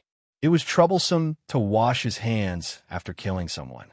After silently cleaning up the blood on his right hand, Rog came to the core laboratory on the second floor of the basement. When his figure appeared in the laboratory, the busy researchers paused for a moment, then continued their work as if he did not appear at all. It seems that these researchers thought that he was Kingpin's man. In the following time, Rog cleaned up all the researchers in the laboratory, then took away their unused keel and the number bottles. Of course, he also took a thick experimental research report. After doing all this, he went to the central control room of the Research Institute, intending to study how to destroy the place with the least effort. Just as he was considering whether to get some explosives back, he saw a button in the central control room. The self-destruct button. Do not touch it unless it is an emergency. There was a very considerate reminder above the button, for fear that others would not know the function of the button. After finding the key to turn on the button from a corpse in the central control room, Rog decisively pressed the button. The moment he pressed the self-destruct button, the whole research institute lit up with a red alarm light, and a 5-minute countdown appeared on the screen in the central control room. The commission is done. I can go back now. Kingpin's crisis awareness saved Rog a lot of time. After taking a final look at the research institute, he returned to the office with the flying thunder god. Because the hand has already paid the reward in advance, as long as the research institute explodes, the system will judge the commission as completed and send him 20 ninja coins. After waiting silently for 5 minutes, Rog opened the commission page of the system and saw what he wanted to see. Commission content. Eliminate Kingpin's secret stronghold. Commission status. Completed. Commission reward. 20 ninja coins sent. Ninja coins not consumed. 44. After taking back his gaze from the system, Rog picked up the information taken out from the Research Institute and browsed it carefully. At the same time, Kingpin, in a mansion in the suburbs of New York, received a call from his men. The Chester Paleontological History Institute was invaded and the self-destruct program was activated. After a pause for a few seconds, the person on the other end of the phone continued. The intruder is suspected to be Rog. Before the Research Institute self-destructed, we received the relevant report.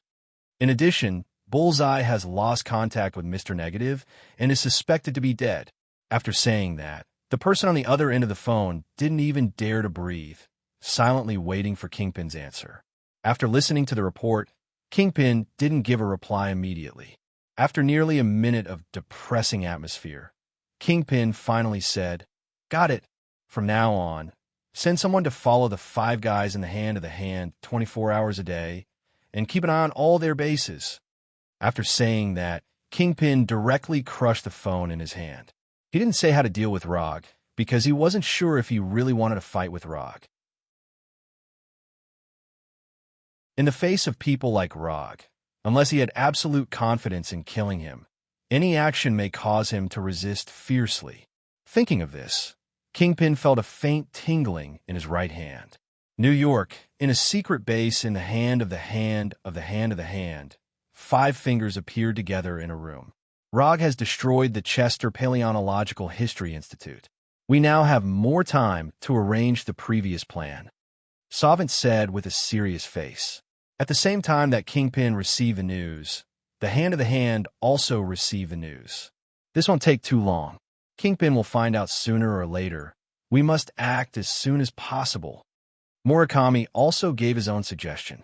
The problem now is that once we start to carry out the plan, we can't continue to hide it from Kingpin, and the other organizations won't let us carry out the plan. The one who spoke now was Mrs. Gao, who looked kind. However, only those who really knew her would know what kind of viciousness and terror was hidden under her kind appearance.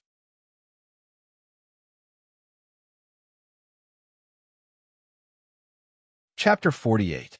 Even so, we can only take the risk of opening the seal.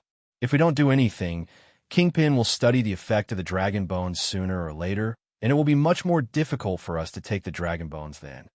After hearing Mrs. Gao's words, Alexandra, who was sitting next to her, said silently, "Even if we can't get all the dragon bones in it, as long as we can get most of them, it will be enough for us to use for many years."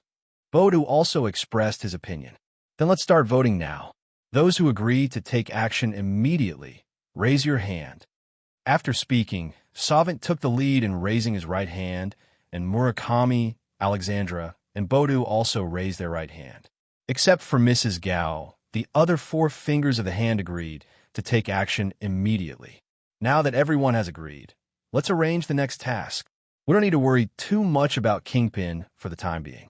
He doesn't know the true role of the dragon bones yet. So even if we start the plan, he won't stop us for a while. The main thing to worry about now is the Holiness Church and S.H.I.E.L.D. When Savant talked about S.H.I.E.L.D., the entire conference room suddenly became silent. Although the Hand is a powerful ninja assassin organization, they are still too weak compared to S.H.I.E.L.D. Not to mention, they are still in New York. Going to war with S.H.I.E.L.D. in such a place is no different from attacking S.H.I.E.L.D.'s triple curved wing headquarters. After a few minutes of silence, Mrs. Gao took the lead and said, "I will deal with the Holiness Church. Alexandra will come with me." Alexandra did not object to Mrs. Gao's proposal and nodded silently. "Then leave the Holiness Church to me, and Bodu, I just want to learn from that guy." After Mrs. Gao and Alexandra took on the trouble of the Holiness Church, Murakami also spoke and pulled Botu along. Kingpin and the trouble of the Holiness Church have been taken on by someone, and now only the most troublesome S.H.I.E.L.D. is left. You're not going to let me fight S.H.I.E.L.D. alone, are you? Although Savant is usually very conceited, he never thinks that he can resist S.H.I.E.L.D. alone. If he had this ability, he wouldn't need to dig up dragon bones, let alone be afraid of Kingpin and the Holiness Church. In the past, there were many organizations and forces in the world who did not believe in evil and wanted to provoke S.H.I.E.L.D., but without exception, they were all removed and became part of S.H.I.E.L.D.'s merit. Perhaps you can look for Rog again and ask for his help through a commission? After a few minutes of silence, Mrs. Gao suggested. Although they don't know who Rog is, they know that people like Rog will never be afraid of S.H.I.E.L.D. Even if he is not an opponent of S.H.I.E.L.D., it is not a problem to block S.H.I.E.L.D. And they believe that as long as they give enough rewards, Rog, who has mastered mysterious ninjutsu, will not refuse them. Are you sure you want to do this? He is not an easy person to deal with. He asked for 2 boxes of dragon bones just to destroy Kingpin's research institute. If he is allowed to block S.H.I.E.L.D., the price may be incredibly high. As the person who dealt with Rog the most, Savant is not as optimistic as Mrs. Gao. In the eyes of Mrs. Gao, Rog is nothing more than a ninja with good strength, no different from those mercenaries who work for money. Try it. If he doesn't accept your commission, we'll think of other ways. Mrs. Gao made a final concluding speech. At this time, Rog was carefully browsing the documents brought out of the Research Institute in the office. Report on the effect of dragon bones on the lifespan of lactating organisms. Dragon bones energy analysis report. Research report on the use of dragon bones energy. Dragon bones strengthening research on mammals. Among the documents brought out by Rog, there were more than a dozen research reports. When he finished reading these reports one by one, he finally figured out what the hand-of-hand was hiding. According to Savant, Kingpin took a batch of dragon bones from them, so they entrusted him to clean up Kingpin's Research Institute. But according to the feedback in the report, Savant only told part of the truth. Kingpin did snatch a batch of dragon bones from them, but what Kingpin snatched from them was not just dragon bones. Along with the dragon bones, there is also an ancient book about the dragon bones suspected to be hidden under New York. Kingpin may not know what the dragon bones do now, but this secret can only be maintained for a short period of time at most. As long as there is a little progress in the Research Institute, Kingpin will soon know the true role of the dragon bones and guess the true purpose of the hand-of-hand. If the true effect of the dragon bones is known to Kingpin, even if the hand-of-hand has the means to open the seal of the dragon bones, they will not be able to take the dragon bones out of New York. In a place like New York, Kingpin was the undisputed underground emperor. Although Kingpin's strength is not comparable to that of S.H.I.E.L.D., the problem is that S.H.I.E.L.D. will not keep an eye on the hand-of-hand. As long as the movement is not very big, it is not impossible to hide it from S.H.I.E.L.D. But Kingpin is different. New York is his base camp. Everything that happens here will attract his attention. Not to mention that the target of the movement is the hand-of-hand that he has been paying attention to. Savant and the others don't know yet that Kingpin has now sent people to follow their whereabouts 24 hours a day. Not only them, but even their ninjas and even their unknown secret bases are also being watched by Kingpin's men. If he didn't know enough about the hand-of-hand, Kingpin wouldn't have given such accurate information last time and entrusted Rog to destroy the hand-of-hand's base. After putting down the report in his hand, Rog suddenly felt that the hand-of-hand had been a little unlucky recently. If it weren't for the fact that the ancient books were stolen along with the dragon bones, they could have waited until the Sacred Purity Society left New York. When Kingpin lost interest in them, they could have secretly opened the seal and taken away the dragon bones buried in it. But they obviously won't have such an opportunity now. Kingpin may not have a way to open the dragon bone seal, but he doesn't need to open the seal himself. He just needs to wait for others to open the seal. Kingpin is not very good at breaking the seal, but he is definitely an experienced veteran when it comes to robbing things, especially from the hand of hand.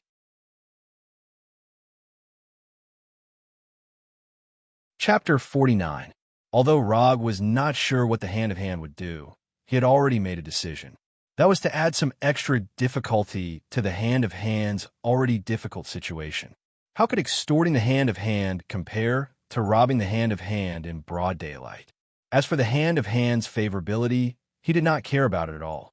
He vaguely remembered that the dragon bones hidden under New York seemed to be the corpse of an entire dragon god. If that was true, it meant that the number of dragon bones that had been dug out this time would reach an extremely terrifying level. Even now, every time he used the dragon bones, it would produce a corresponding resistance to the dragon bones, causing the dragon bones to increase the amount of chakra to become less and less. However, as long as the dragon bones' effect on increasing the amount of chakra did not disappear completely, he would not give up on the dragon bones. It did not matter if the amount of increase was low, even if it was only 0. 1 calorie at a time. If efficiency was not enough, then he would make up for it with quantity. Early the next morning, while Rog was still asleep, Savant came to the office with 3 boxes of dragon bones. It was not until past noon that Rog returned to the office and saw Savant, who had been waiting in the office all morning.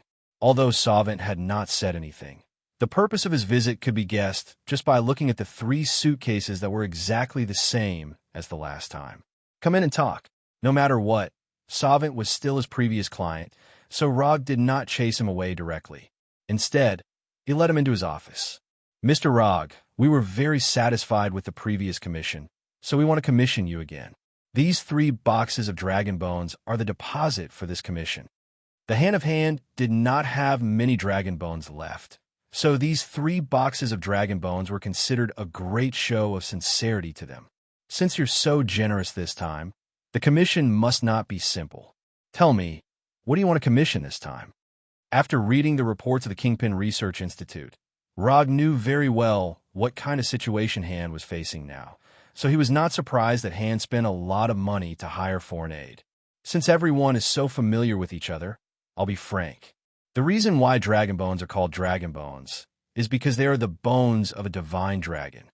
After our investigation, we found that the bones of an entire dragon were buried under New York. We want to excavate the skeleton of this divine dragon, but during the excavation process, it may attract the attention of some forces. Therefore, we hope that Mr. Ra can help us stop one of the forces. If you are willing to accept this commission, we are willing to give you 1/3 of the dragon bones as your reward. Taking 1/3 of the dragon's bones as a reward was not a decision made by the 5 fingers on the hand of the hand, but by Savant himself. However, as long as Rog agreed to accept the mission, he was confident that he could convince the other 4. No matter how many dragon bones there were underground, they would have to be dug out successfully. 1/3 of the dragon's bones. You guys are really extraordinarily generous. But I'm sorry, I can't accept this kind of risky reward. This reward is really tempting, but Rog doesn't think that Hand has the ability to pay this reward, because he is very sure that Hand can't get the dragon's bones this time. Even if Hand successfully opens the seal, they can't take the dragon bones away smoothly. I know that this reward is indeed uncertain, but as long as you're willing to help, the success rate is still very high. Savant tried to persuade Rog, but he never thought that Rog, who was sitting in front of him, was the one who wanted to rob the dragon bones. I'm sorry, I still can't accept your commission, unless you can come up with the equivalent of 1/3 of the dragon bones now. Although Rog doesn't know how many dragon bones there are in Hand's hands, he is very sure that there are not many dragon bones in Hand's hands. If they still have so many dragon bones, they don't need to think about the dragon bones underground at this time. If that's the case, then I can only say that this is a pity. After speaking, Savant stood up and planned to leave the office with the 3 boxes of dragon bones. Wait a minute. Savant, who was about to pick up the 3 boxes of dragon bones, heard Rog's words and was suddenly happy, thinking that Rog changed his mind. But then, he heard something that he couldn't believe. You can leave, but you must leave these 3 boxes of dragon bones. After hearing Rog's words, Savant was stunned. What the hell? What kind of development is this? Before he could figure out what was going on, Rog said again, consulting fee, 3 boxes of dragon bones. Although it was no different from daylight robbery, he still needed to have an excuse. Are you planning to daylight robbery? Savant's expression became extremely serious. As an old monster who has lived for hundreds of years, how could he not understand the real meaning of Rog's words? Yes, I'm going to daylight robbery. Why? Do you have a problem with that? Anyway, he was about to have a bad relationship with Hand, so Rog didn't mind bringing forward the time a little. Good, very good. Hand will remember this. Looking at the casual look on Rog's face, Savant quickly made a decision and immediately gave up the 3 boxes of dragon bones, and then left without looking back. Rog was not surprised by Savant's decisiveness. In this completely disadvantaged situation, even if Savant didn't want to, there was nothing he could do. Verbal or physical resistance wouldn't change the outcome. In that case, it is better to give up immediately. Although this behavior seems to be cowardly, it is the most reasonable way at present with the least loss. If he doesn't do this, maybe there will be more than 3 boxes of dragon bones left. After Savant left, Rog returned home with the 3 boxes of dragon bones, and then threw the 3 boxes of dragon bones and the dragon bones brought back from the Research Institute last night, all into the biological tissue energy purification separator number 2 made by Orochimaru. After drinking all the purified green liquid, Kuroto's chakra volume increased once again. Chakra capacity, 12 calories. Nearly 4 suitcases of dragon bones only increased the capacity of chakra by 2 calories. The efficiency of dragon bones to increase chakra capacity was further reduced. However, Rog didn't take this to heart. If he guessed correctly, the dragon bones underground in New York can fill at least thousands of suitcases of the same model. After Rog snatched the 3 boxes of dragon bones, Savant did not hesitate and returned directly to the secret base where they had a meeting last night and told the other 4 people news.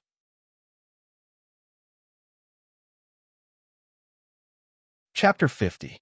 After listening to Savant's news, the other 4 people in Hand immediately realized that not only did they not achieve the purpose of letting Rog block shield, but they also added an additional enemy to themselves.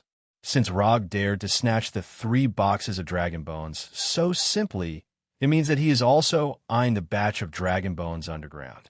For the Hand, which was already under a lot of pressure, this was undoubtedly one disaster after another. But they have no other choice now. Even with Rog and Kingpin blocking them, they can only take the risk of opening the dragon bone seal underground.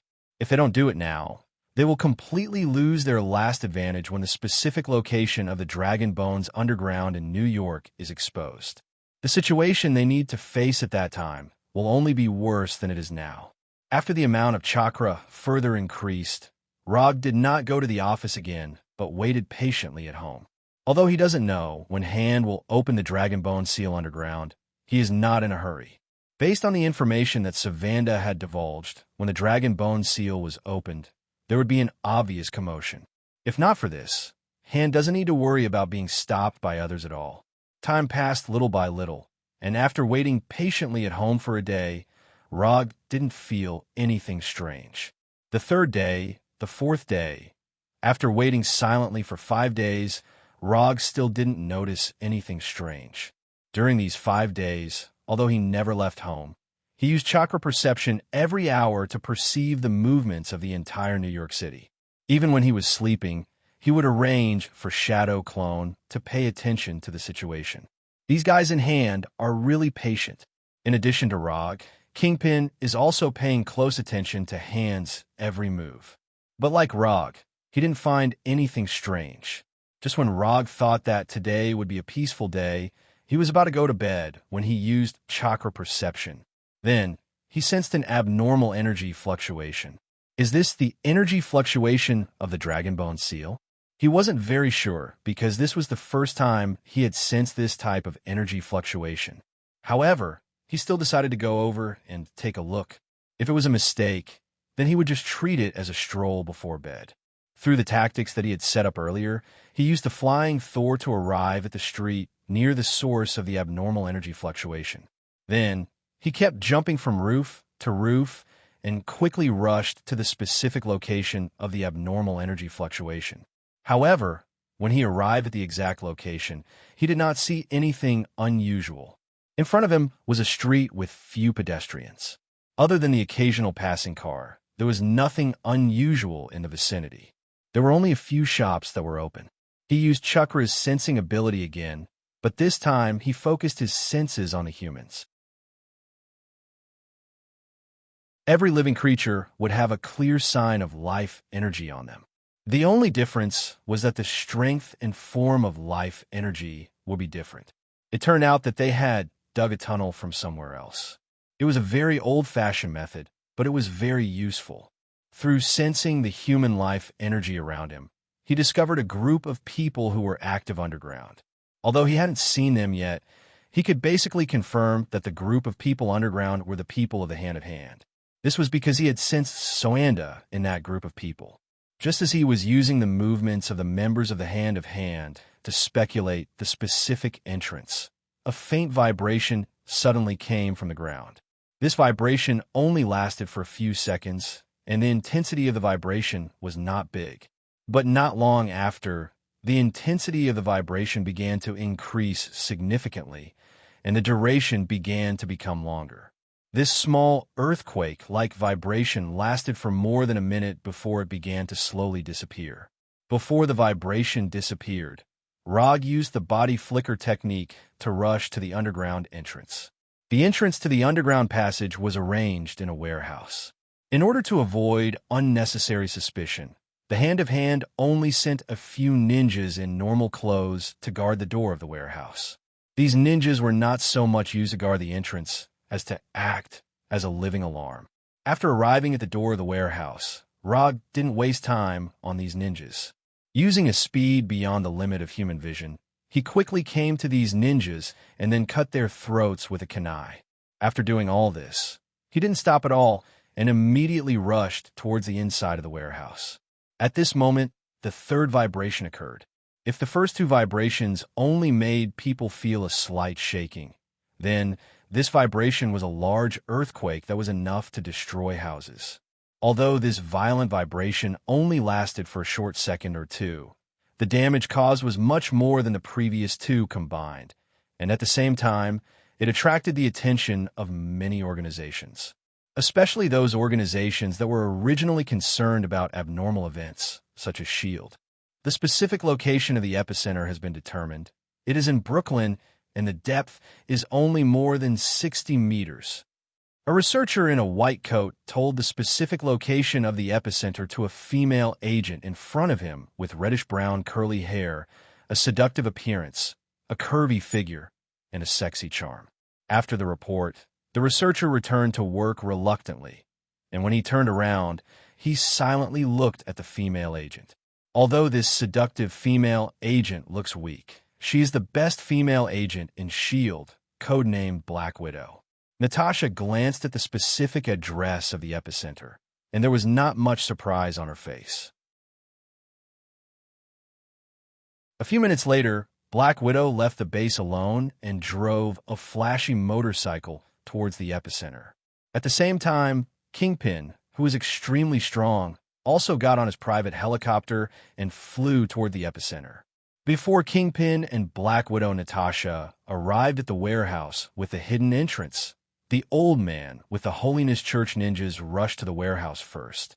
Among them, there was Daredevil Matt wearing a dark red battlesuit and holding a short stick. S.H.I.E.L.D., Kingpin, and Holiness Church all appeared at this time.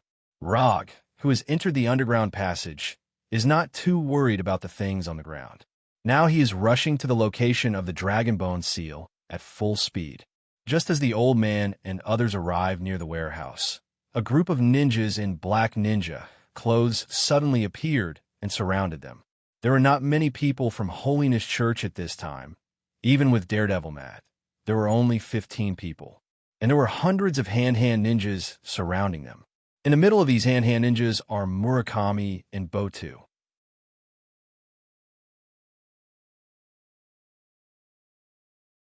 Chapter 51. Murakami and Botu brought people to ambush near the warehouse early in the morning, waiting for the arrival of Holiness Church and others. They witnessed the scene of Rog killing the hand-of-hand ninjas in the warehouse, but they didn't stop Rog.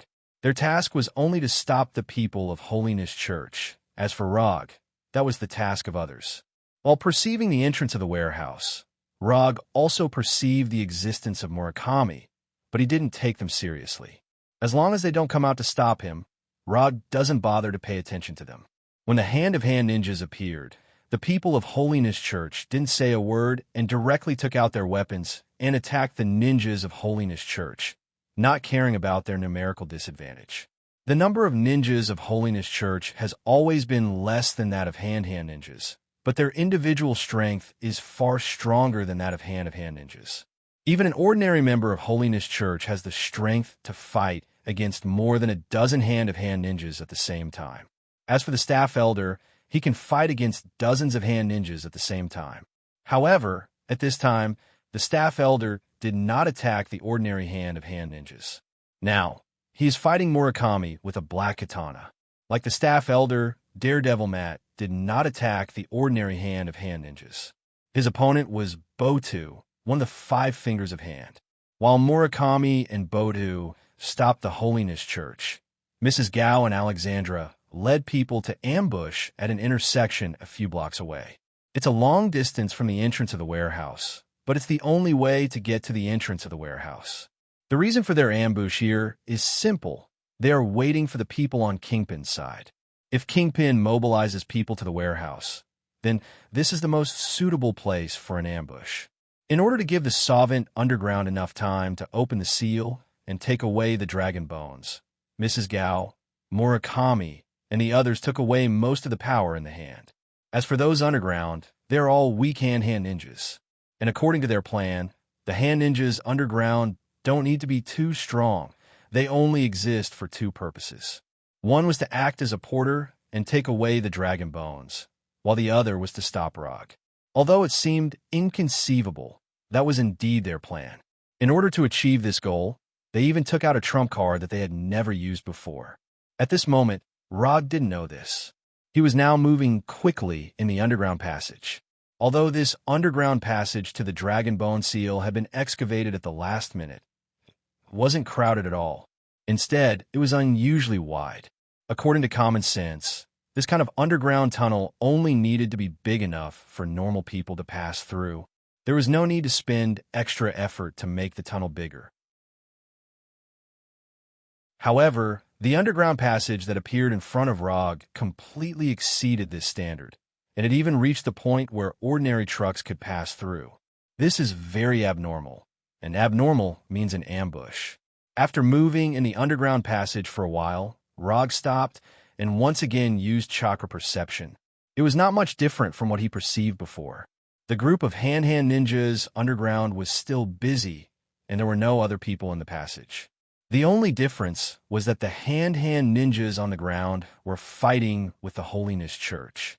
Just as he was about to move forward, the seal of the dragon bone vibrated again. This time, the intensity of the vibration was not very big, and the time it lasted was very short. But after the vibration ended, Rog felt a strong and incredible energy. He is no stranger to this type of energy.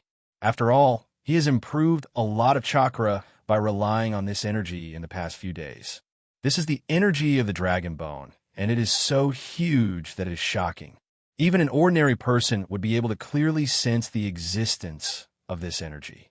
With the dragon bone as the center, everyone within a few kilometers of it can feel the existence of this energy. Along with this energy, there is also a vast and ancient aura that originated from the ancient times. It is just a dead Shinran, and a Shinran that has been dead for God knows how many years, but its bones can emit such an amazing aura. If it is a living Shinran, then Rog felt that it is necessary for him to go to Kunlun in the future. At this time, the people of the Holiness Church who were fighting on the ground also felt the huge energy and amazing aura emitted by the dragon bone. For a while, the two sides involuntarily stopped attacking. Feeling this unusually huge energy of the dragon bone, the old man showed a look of great desire. He stood straight in place and nervously took a few deep breaths, as if he could absorb the energy of the dragon bone into his body by doing so. While the old man was nervously taking deep breaths, his opponent Murakami did not waste the opportunity and attacked him like lightning. The black samurai sword in his hand was like a viper catching its prey, directly attacking the old man's throat. Seeing that Murakami's black samurai sword was about to hit the old man's throat, the old man, who had been motionless, finally moved. No one knew how the old man did it. They only saw that Murakami was hit hard in the chest by the long stick in the old man's hand. Murakami was sent flying like a volleyball for nearly 10 meters. Those who stand in my way die. After sending Murakami flying, the old man with the staff muttered to himself.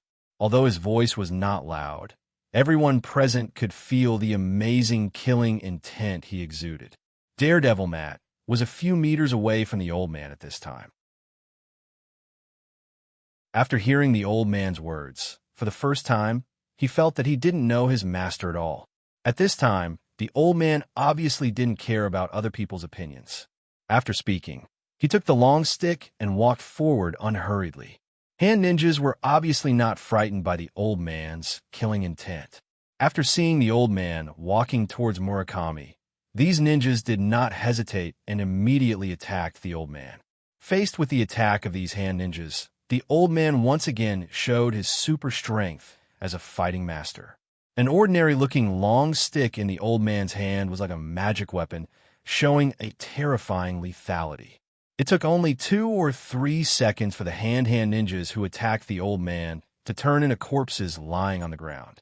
The old man on the ground showed his power, while Rog in the underground passage looked at the hand ninjas with a puzzled look. These hand ninjas gathered at the exit of the passage for some reason. On their bodies, Rog felt the strange dark aura that he once felt on Kuroto. 77 hand ninjas stopped in front of him. On their bodies, Rog did not see any weapons.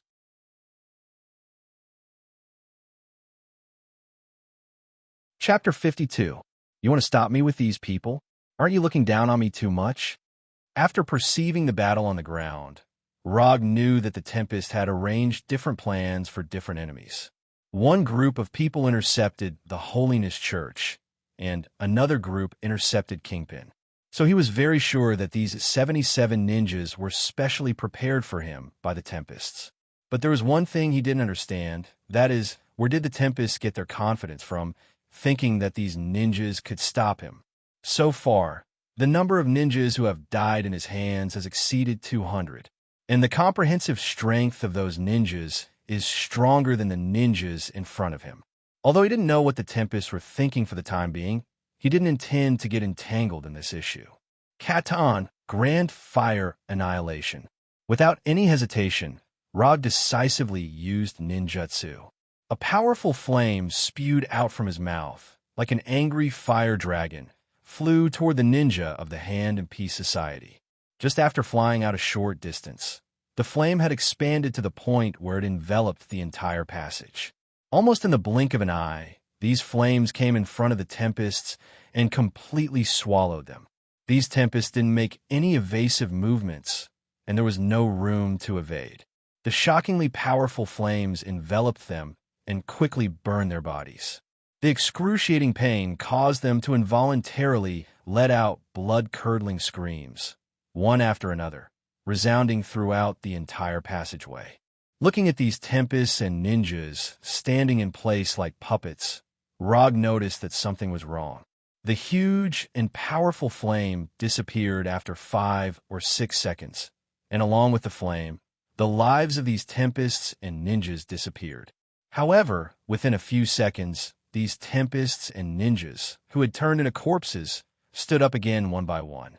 These Tempests and ninjas, who should have been lying on the ground, stood up strangely like zombies in science fiction movies, and their eyes became dark. Black gas that could be seen with the naked eye kept gushing out of their severely burned bodies. These black gas are a bit familiar. Looking at the black gas, Rog couldn't help but recall the black fog he had seen on Black Sky's body. However, the black gas coming out of these hand-hand ninjas is much thinner than Kuroku's black fog, and it doesn't look as strange as the black fog. Rog took out a shuriken and threw it towards one of the hand ninjas. He wanted to see if this black gas had the same devouring ability as the black fog. After imitating Bullseye's throwing technique, his shuriken skills had improved from terrible to superb. If he wanted to, he could even use his shuriken to hit the wings of flies flying more than 10 meters away. The shuriken he threw out drew a beautiful arc, then passed through the black gas and accurately hit the right eye of the ninja. Chi! The shuriken successfully hit the target, but it did not result in the expected result. Logically speaking, being hit in the eye should be enough to severely injure the enemy. However, the hand-hand ninja who was hit in the right eye by the shuriken seemed to be fine. Not only was there no change, but he even ignored the shuriken in his eye and let the shuriken stay in his eye. It seems that this is not a resurrection, but just giving the dead a certain degree of mobility. Rog quickly made a judgment and formulated the corresponding tactics. He didn't know how the hand did it, but based on the current situation, the hand was well prepared. The 77 ninjas were sacrificed in exchange for time without his intervention. The hand didn't expect the 77 ninjas to be able to defeat Rog. What they wanted was to stall Rog. After Kuroku's death, the hand knew very well that it was impossible for them to stop Rog with conventional combat power. In that case, they might as well use some unconventional methods.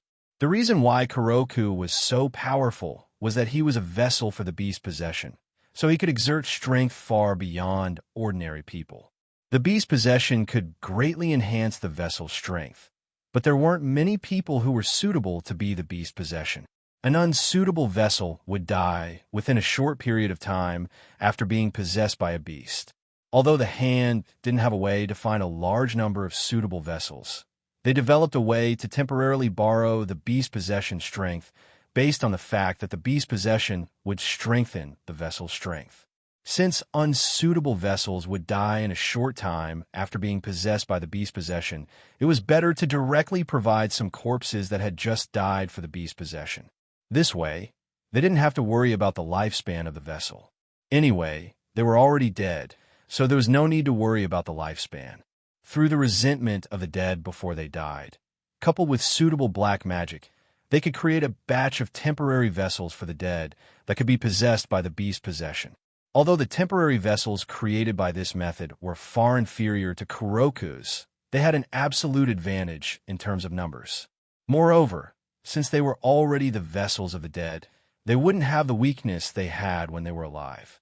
As long as the beast's possession's strength didn't disappear, as long as the beast's possession's corpse didn't completely collapse, these temporary vessels could continue to fight. If it weren't for the fact that they didn't have enough black magic materials, now standing in front of Rog, there would be more than 77 hand ninjas. These hand ninjas that had been possessed by the beast's possession swayed for a few seconds. Then their eyes fell on Rog's body at the same time, and they let out a burst of beast-like roars. Then, these hand ninjas rushed toward Rog, like a pack of wolves hunting their prey. Rog. Now, what was controlling these bodies wasn't the original hand ninjas, but the fighting instinct in their bodies that originated from the beast's possession. Some of them ran upright like humans, while some ran on all fours like wild beasts. But no matter what method they used, the speed they showed was far beyond when they were alive. At this time, Rog finally understood why the hand dug these tunnels so wide. When digging the tunnels, the hand had already planned to use this trump card. The only difference was which enemy it was used against. When these hand ninjas ran to the last few meters, a 5-meter-long spear made of electric current appeared in his right hand. Chidori Sharp Spear. The hand ninjas that rushed to the front were pierced by the Chidori Sharp Spear like candied haws, and then their bodies were completely cut off.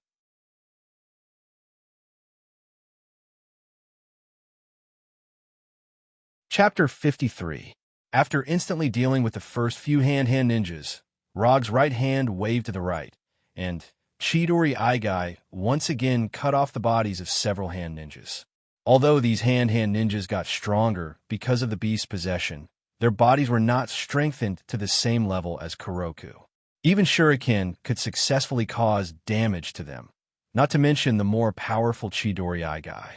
After cutting off the bodies of several hand-hand ninjas on the right, finally someone rushed to the front of Rog and rushed towards him like a beast.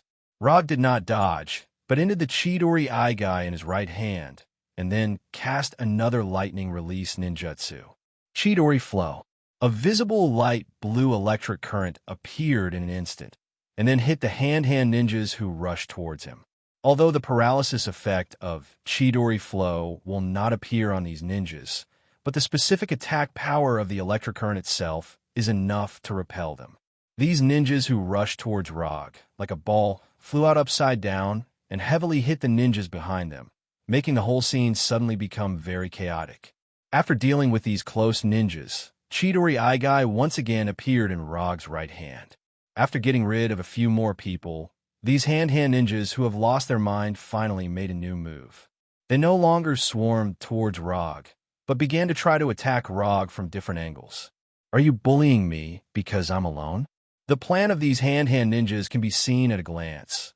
They want to bully Rog because he is alone, attacking from different directions at the same time, so that Rog can't take care of all directions of defense, and thus create a defensive loophole that can be exploited.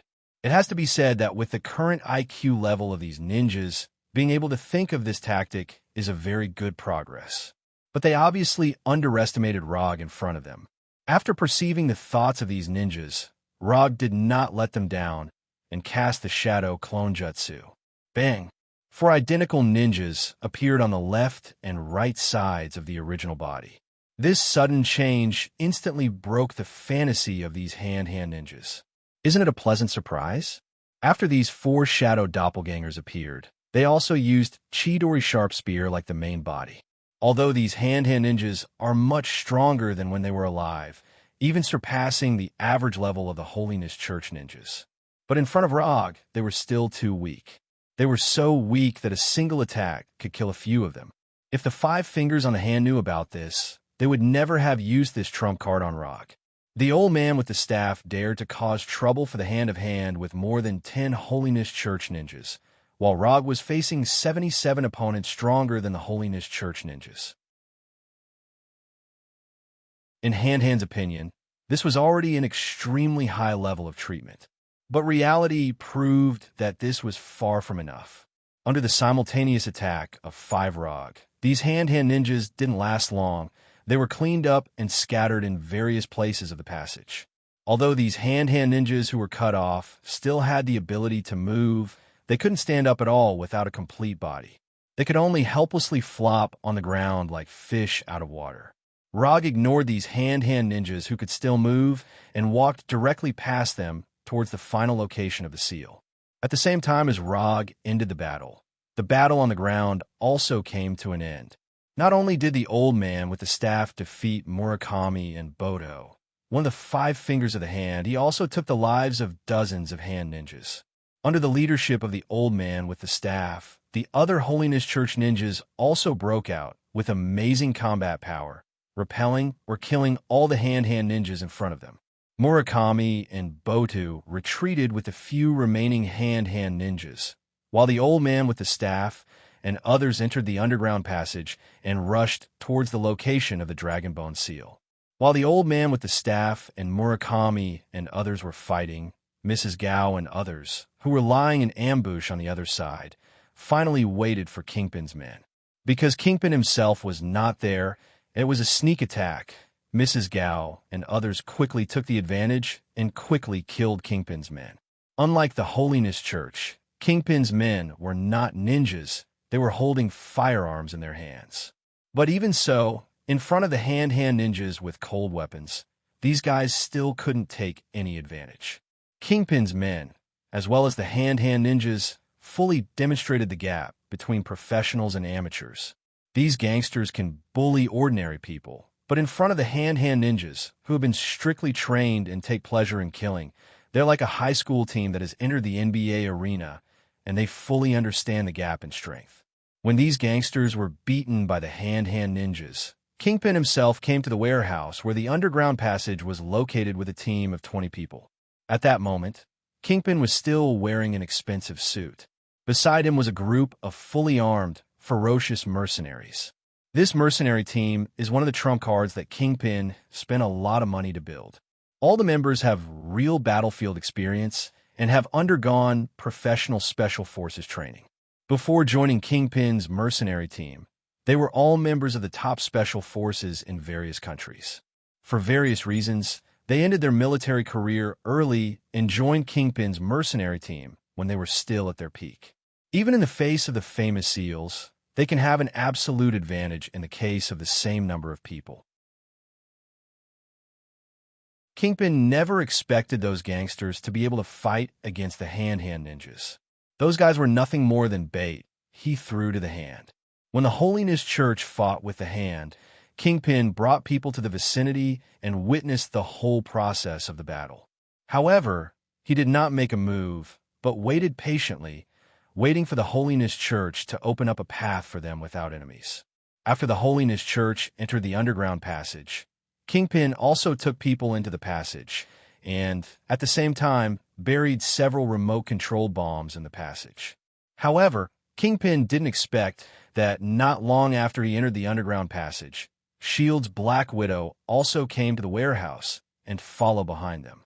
At this time, all the enemies that the hand expected had appeared. The only difference is that the current situation is very different from what they planned. Sovereign had just packed the first batch of dragon bones taken out of the seal when he heard a familiar voice, but he definitely didn't want to hear it. Just pack the dragon bones and put them here. You don't have to worry about the rest.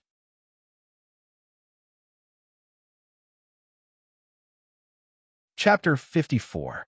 If there is any voice in the world that Sovereign doesn't want to hear now, then the first one is definitely Rog's voice. Sovereign doesn't know if he did something wrong in his previous life, but he found that his luck has been getting worse and worse since he met Rog.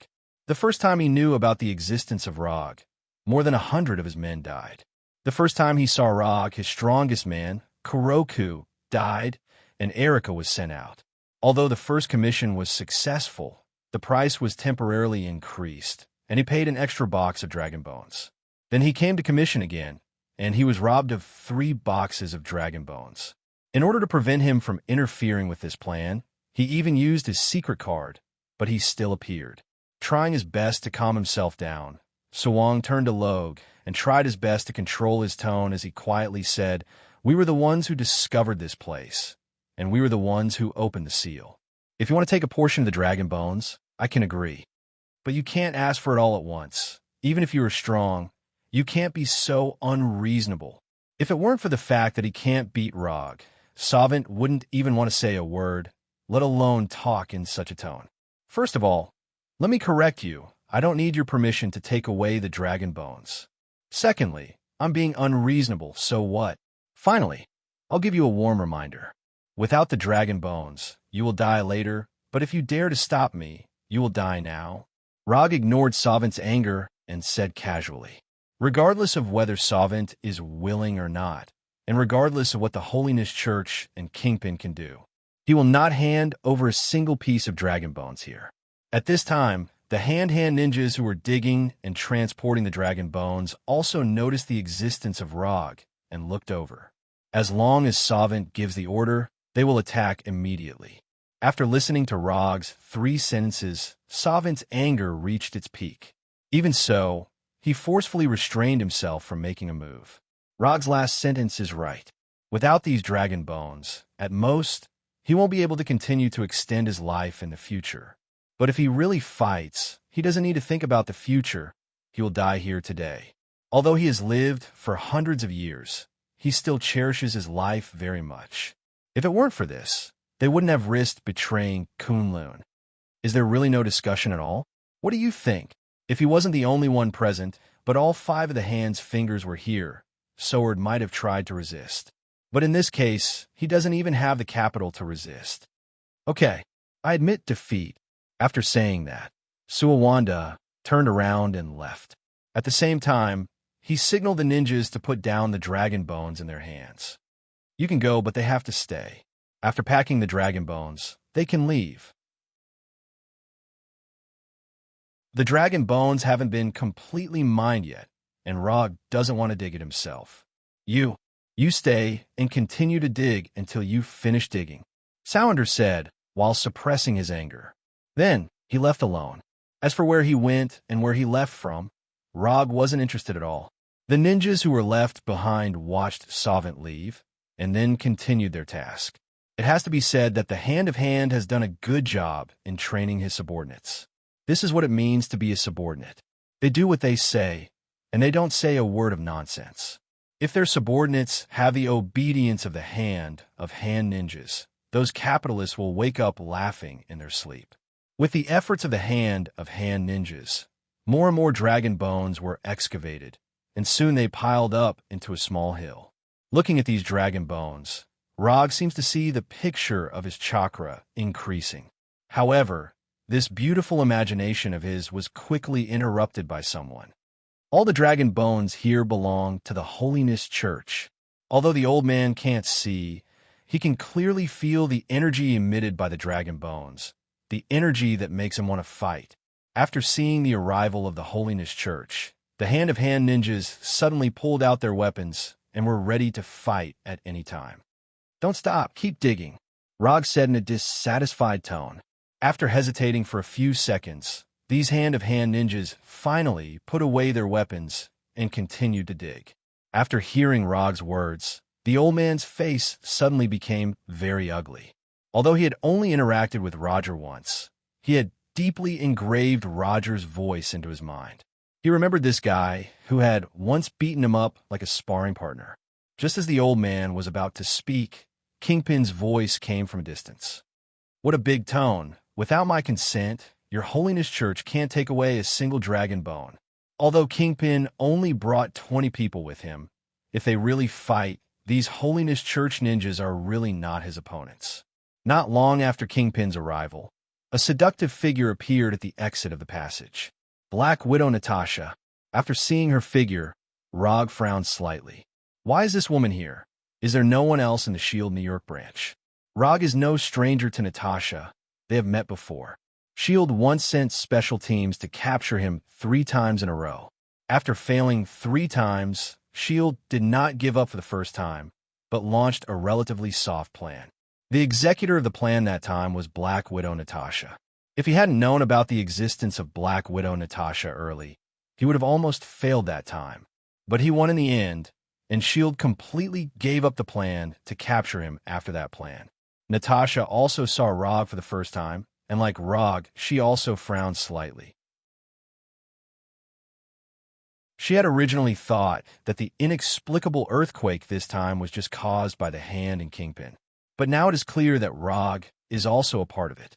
After seeing Rog, she finally understood why there were so many mutilated bodies at the end of the underground passage. Although Natasha was only one person, after seeing the S.H.I.E.L.D. logo on her uniform, Kingpin put away his inner contempt and regarded her as the second biggest trouble. As for the biggest trouble, of course, it is Rog not far away. After arriving here, Natasha did not say anything. Instead, she went to a relatively spacious area and silently observed everyone present. It didn't take long for Sovint, who had left, to return here, and Murakami and Bodo came back with him.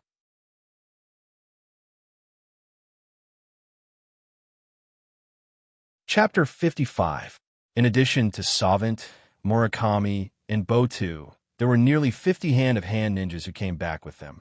And the passage they used to come back was not the one that Rog and the others entered, but the passage on the other side of the underground space. After returning to the underground space where the dragon bones were sealed, Sovint didn't fear Rog as before, but looked at him with a provocative look. Not long after Sovint and the others came here, the other 2 fingers of the Hand, Mrs. Gao and Alexandra, also rushed over with more than 100 Hand ninjas. At this point, all 5 fingers of the Hand appeared. In addition to the hand-of-hand ninjas who originally stayed here to dig the dragon bones, Holiness Church, Kingpin, and others, there were nearly 400 people gathered in this underground space that was almost the size of 2 football fields. Of course, most of them were people of the hand-of-hand. There were almost 350 hand-of-hand. For this dragon bones, the hand-of-hand almost came out. Neither the old man nor Kingpin expected that the hand-of-hand would attach so much importance to this operation that they would even gamble the fate of the entire organization. With an absolute advantage in numbers, even if the 5 fingers of the hand-of-hand of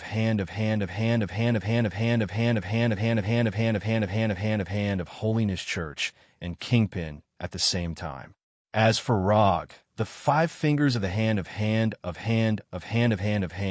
decided to take action personally. Savant knew very well that with his own strength, it was absolutely impossible to fight against Rog. So in the face of Rog's coercion, he could only choose to endure again and again. But now, he will no longer have any patience. Since we're not your opponent one-on-one, then the 5 of us will fight together. The reason why Savant and others were able to escape smoothly from Kunlun's pursuit was not because they were familiar with everything about Kunlun, but because the 5 of them were extremely good at fighting together. When the 5 of them fought together, the chi in their bodies would form a mystical connection, allowing their strength to increase tremendously, allowing them to erupt with unimaginably shocking battle prowess. If it weren't for this magical method, they would have died in the pursuit of Kunlun hundreds of years ago, and the hand wouldn't have appeared in this world. For a long time, the outside world had thought that Kong was the pinnacle of the hand-of-hand. However, only Savant and the others knew that when the 5 of them were together, they were the real peak power of the hand-of-hand. Under the signal of Savant and the others, the more than 350 hand ninjas immediately attacked the Holiness Church and Kingpin. Even the Black Widow Natasha, who was alone, was besieged by more than a dozen hand ninjas. Gunshots, shouts, and the clashing sounds of swords and sabers rang out incessantly, causing the originally quiet underground space to become incomparably noisy. At this time, Rog was still standing in the same place. As if he didn't see anything, he didn't even pay attention to Savant and the others who were approaching him. Why do you have to do these useless things? Why do you have these unrealistic fantasies? Can't you recognize your own strength? Rog lowered his head and said silently to himself. Then he took a deep breath and calmed down his somewhat irritated mood. When he raised his head again, his eyes turned into 3 Tomo Sharingan, and an aura as cold as death emerged from his body. Since you want to die, then I will satisfy your wish. As soon as his voice fell, 32 shadow clones, identical to him, appeared out of thin air beside him. He usually only creates 4 shadow clones, because the cooperation of 4 shadow clones is enough to win a battle. The limit of his shadow clones has never been 4. The appearance of 32 shadow clones immediately attracted a lot of attention, and the sound of fighting in the surrounding area also dropped a lot in an instant. Under their watchful eyes, these 32 shadow clones ran in different directions. In the process of running, these shadow clones didn't attack anyone, as if they were really just passing by. When the 32 shadow clones arrived at different locations in the underground space, Rog took out 2 Thorkenai and held them in his hands, one in front and one in reverse. Kill all of you in 10 seconds. Rog's voice wasn't loud, but everyone present clearly heard his words. Kill nearly 400 people in 10 seconds. Although this sentence came from his mouth, but most of the people present didn't think he could do it. The people who appeared here now weren't street thugs or hooligans. Everyone present had extremely rich combat experience, and they all had the strength to easily kill ordinary people. Not to mention killing nearly 400 people in 10 seconds. Even if there were 400 chickens, it would be impossible to kill them all in 10 seconds. Although most people thought that Rog was talking nonsense, Black Widow Natasha didn't think so. If he really said so, it meant that he could do it. So after hearing Rog's words, Natasha didn't hesitate and immediately ran in the direction of the underground passage. Natasha didn't run far before Rog started his own timer. 1. As soon as his voice fell, his figure disappeared. At the same time, dozens of people in different positions had their throats slit. Bright red blood burst out from their wounds, rendering a sad and cruel scene. 2. 3. Every second, Rog's voice would ring out from a different location. Every time the voice sounded, dozens of people's throats or hearts would be pierced. In just 3 seconds, the number of deaths had exceeded 100 people. Since you don't believe me, I'll use facts to prove it to you. 3 seconds, more than 100 corpses. Those who doubted Rog before not only didn't have any doubts now, but also ran in the direction of the underground passage. If they don't run now, they really won't have a chance to run. That madman will really kill everyone here in 10 seconds. The enemies who were still fighting fiercely at this time became brothers in distress. When these people ran to the underground passage, Rog didn't stop his killing. 4, 5, 6, 7. Another 4 seconds passed, and more than 100 people died in the hands of Rog. Until now, they didn't know how Rog did it, killing dozens of people in a second, and all of them were killed with kunai. Even if he could teleport, it would be too late. 8, 9. Another 2 seconds passed. At this time, there were only 10 people left in the underground space, except for Rog himself. Black Widow Natasha, Kingpin, and his 2 mercenaries, the Old Man, Daredevil Matt, the Unknown Ninja of Holiness Church, Murakami of Hand, Alexandra, and Savant.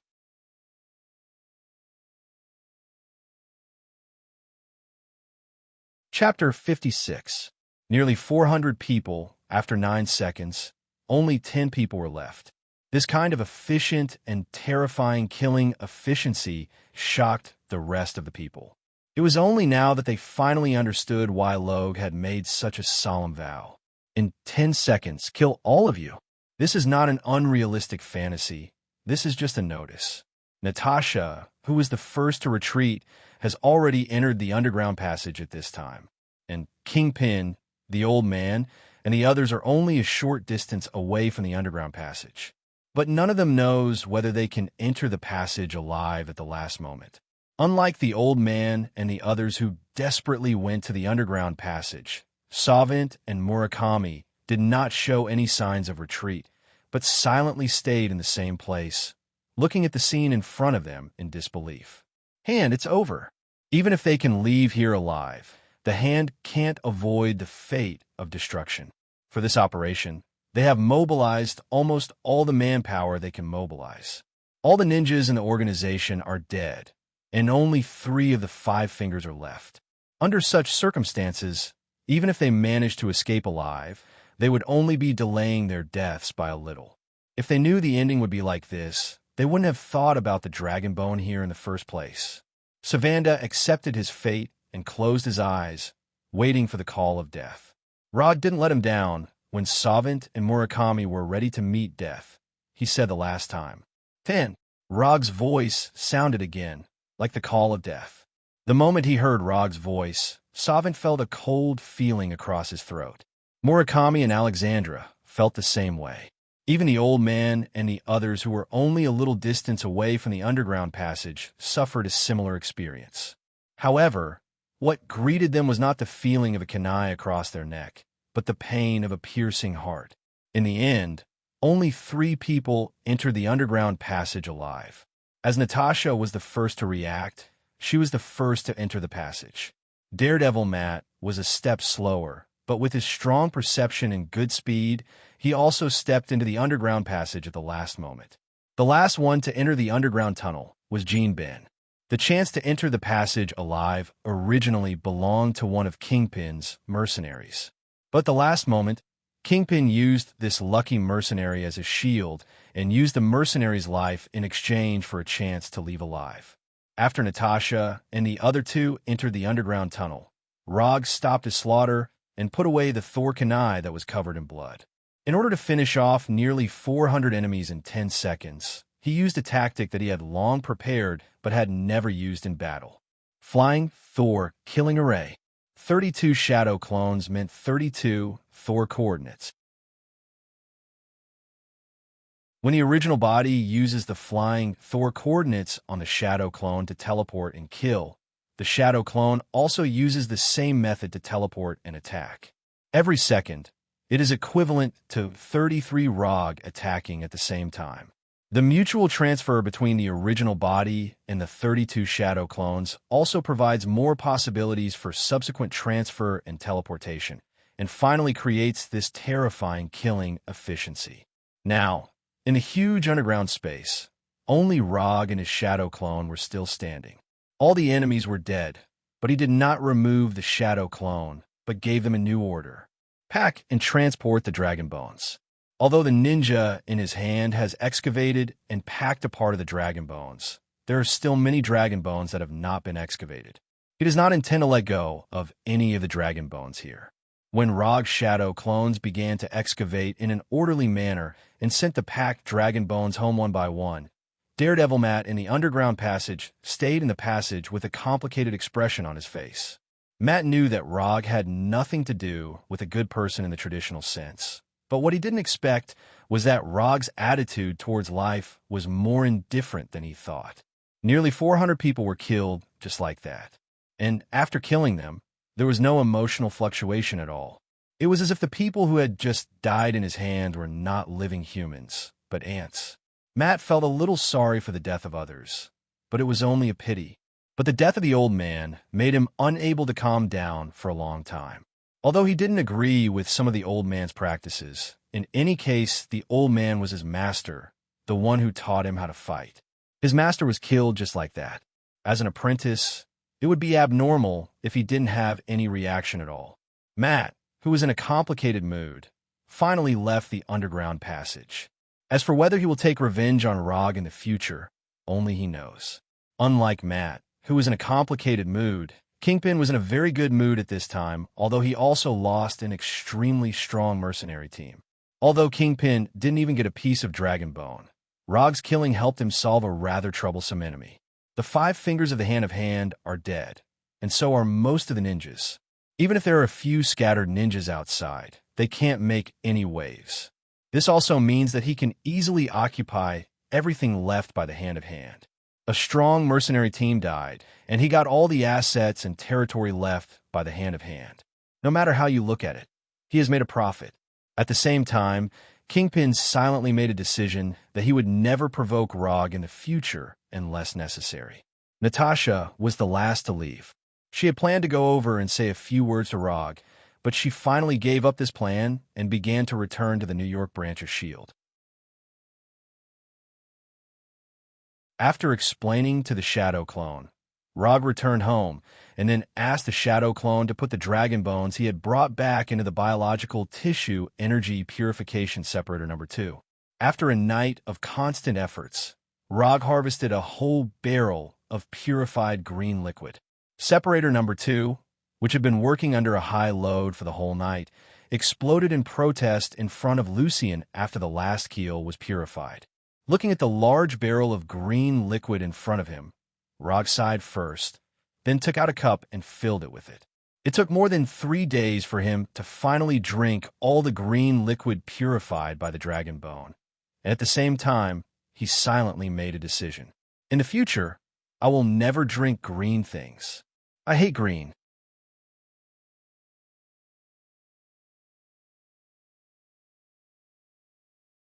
Chapter 57.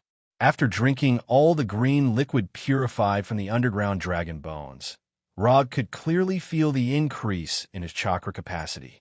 Although the increase was getting smaller and smaller, under the increase of a large amount of green liquid, his chakra capacity was still improved qualitatively.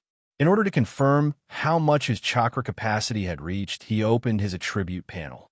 Host, Rog Profession, Ninja Talent, Muji Jutsu, 7 Attribute Chakra Kekiai Genkai, 3 Tomo Sharingan Ninjutsu, Substitution, Blink, Hold, Shadow Clone, Flying Thor, Chakra Perception, Rasengan, Self-Taught, Raitun, Chidori, Chidori Agi, Chidori Flow Fire Release, Grand Fire Annihilation Water Release, Water Iron Cannon Genjutsu. Dark Walk Chakra Capacity. 99 Kellen consumed ninja coins. 44 at first glance, he thought that the system had made a mistake, so he looked at it again carefully. Chakra Capacity. 99 calories. The attribute panel clearly showed the number 99 calories. Rog clearly remembered that the last time he looked at it, chakra capacity was only 12 calories. However, after drinking a whole barrel of green liquid purified from the dragon bones, his chakra capacity directly soared from 12 calories to 99 calories. Looking at this terrifying increase, several crazy ideas suddenly popped up in his mind. Go to Kunlun. I must find a way to go to Kunlun. If there are 2 or 3 complete dragon bones, then the chakra in his body may directly become chakra. Chakra, this is just a joke. But as long as you think about it, it still makes you excited. To some extent, chakra is directly equivalent to strength.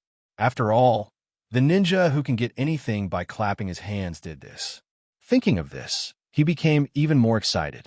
After calming down, he came to the office with the Flying Thunder God, intending to see if there are any worthy commissions recently. Although the matter in his hand had come to an end, he did not intend to rest for a while.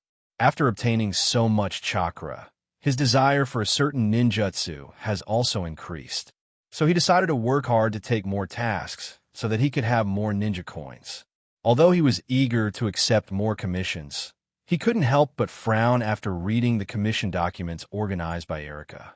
There were indeed commissions, and the number was not small.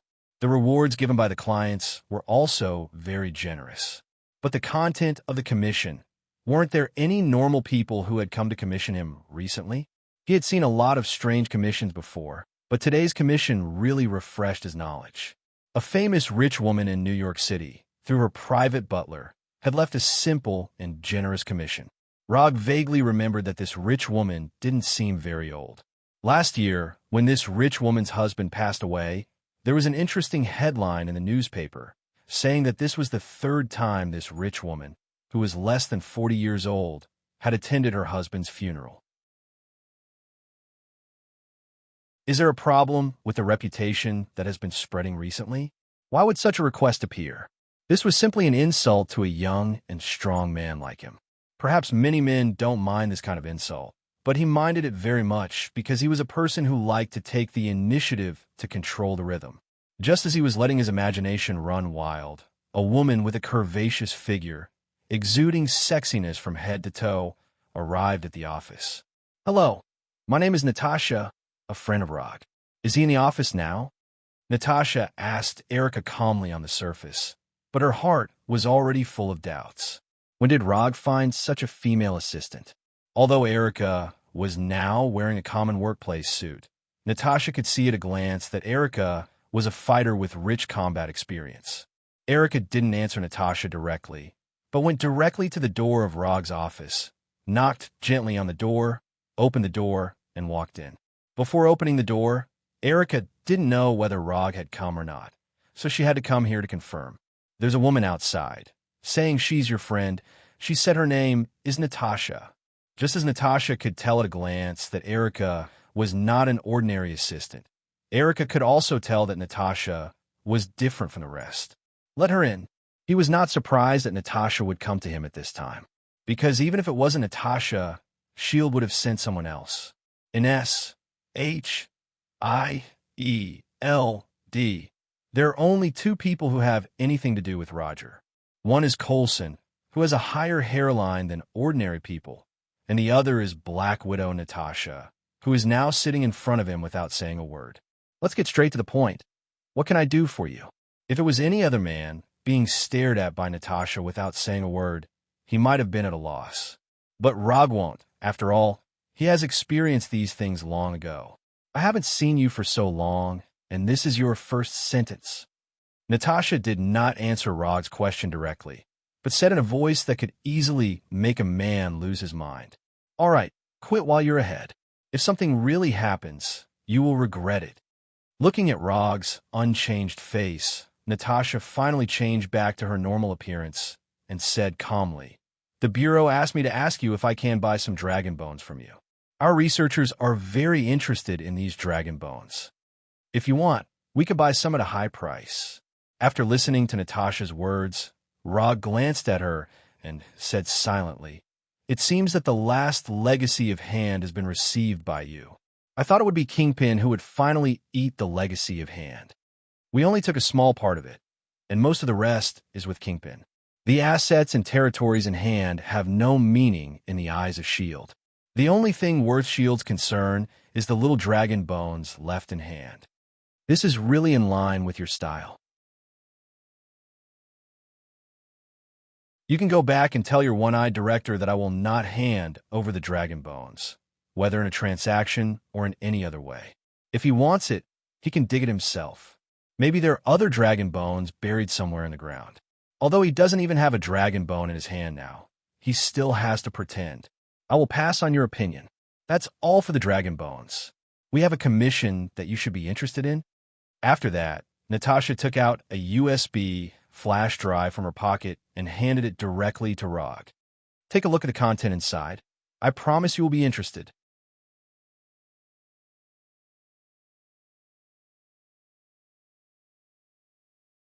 Chapter 58. Taking the USB flash drive handed by Natasha, Rog opened the files inside on his laptop that he hardly turned on. There were not many documents in the USB flash drive, but Rog read them carefully. After carefully reading the contents recorded inside, he closed the laptop screen and asked Natasha with a serious face, "Tell me what you want to commission. I am really interested in this thing." The content of the commission is very simple. Find the person inside and bring him back. Whether it is a living or a dead body, it can be done. The last time Coulson came to make a commission, you rejected it without even looking at it. The commission reward this time is $20 million US, 10 times the last time. And if you want, we can give you a share of the research. At this time, Natasha did not show the previous seductive posture and answered seriously. "Forget about the research. I want $100 million US. If you agree, I can consider taking this commission." "No problem." For Rog's request to increase the reward, Natasha didn't even think about it and directly agreed. Anyway, for S.H.I.E.L.D., whether the reward is $20 million US or $100 million US, there is no essential difference. Rich people are so capricious. Write the commission content and reward on it, and then I will give you a final reply. Rog took out an unused commission scroll from the drawer and placed it in front of Natasha. Natasha skillfully opened the scroll, wrote the commission content and reward, and signed her name at the same time. At the moment when Natasha finished writing her name, Rog opened the system's commission page and took a look. Commission content. Give banner to S.H.I.E.L.D. Life or death. Commission status. Incomplete. Commission reward. 100 ninja coins. After seeing the commission reward given by the system, Rog sighed silently in his heart. This commission reward is really high. It directly refreshed the past record and raised the upper limit of the reward to 3 digits. "I will take the commission, but I want all the information you know now." "No problem.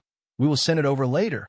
After completing the task, Natasha didn't stay in the office for too long and left immediately. The main reason was that Rog didn't want to talk too much with her. Natasha was just like her codename. If he wasn't careful, he would fall into her trap. After Natasha left, Rog turned on the computer screen and carefully browsed through the information in the USB flash drive. More than a year ago, the talented Dr. Bruce Banner accepted the military's invitation to study a new technology for the military with his girlfriend, Dr. Ross. Dr. Banner thought that he was conducting a study on radiation resistance, but in fact, it was a biotechnological strength enhancement experiment.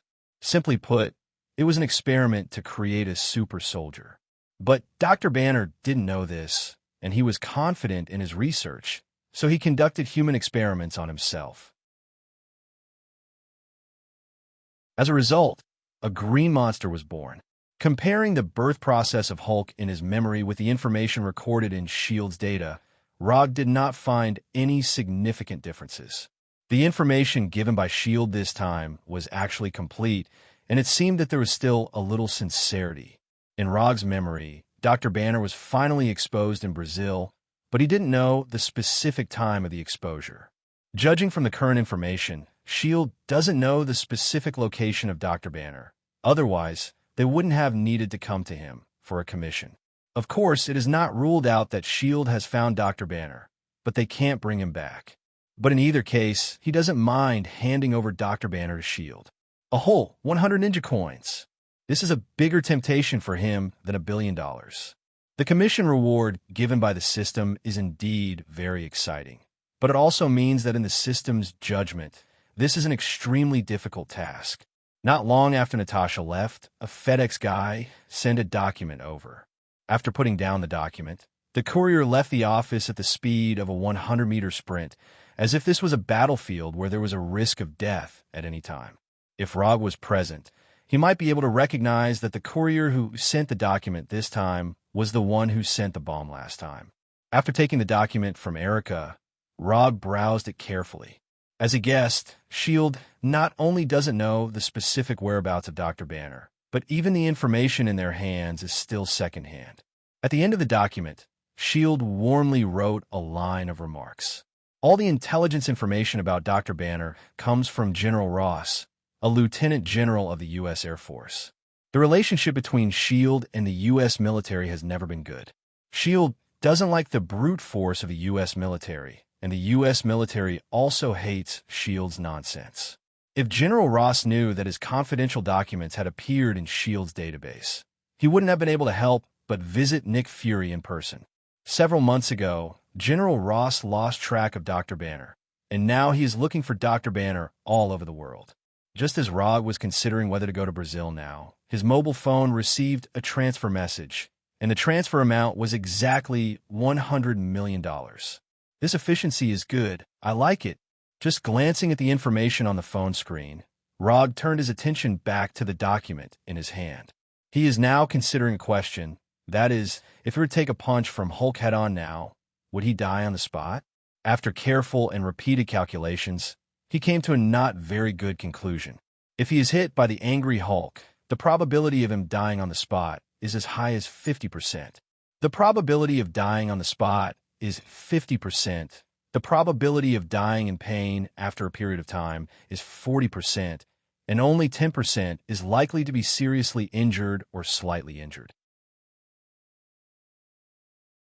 The strengthened Bronski was simply kicked by Hulk, and his whole body was shattered into pieces.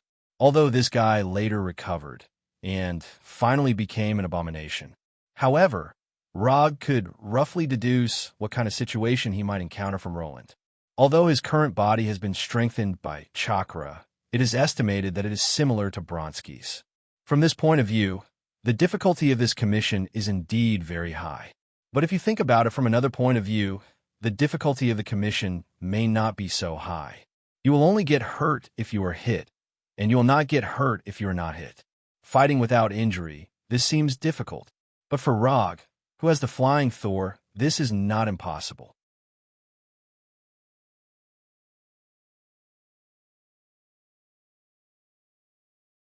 Chapter 59.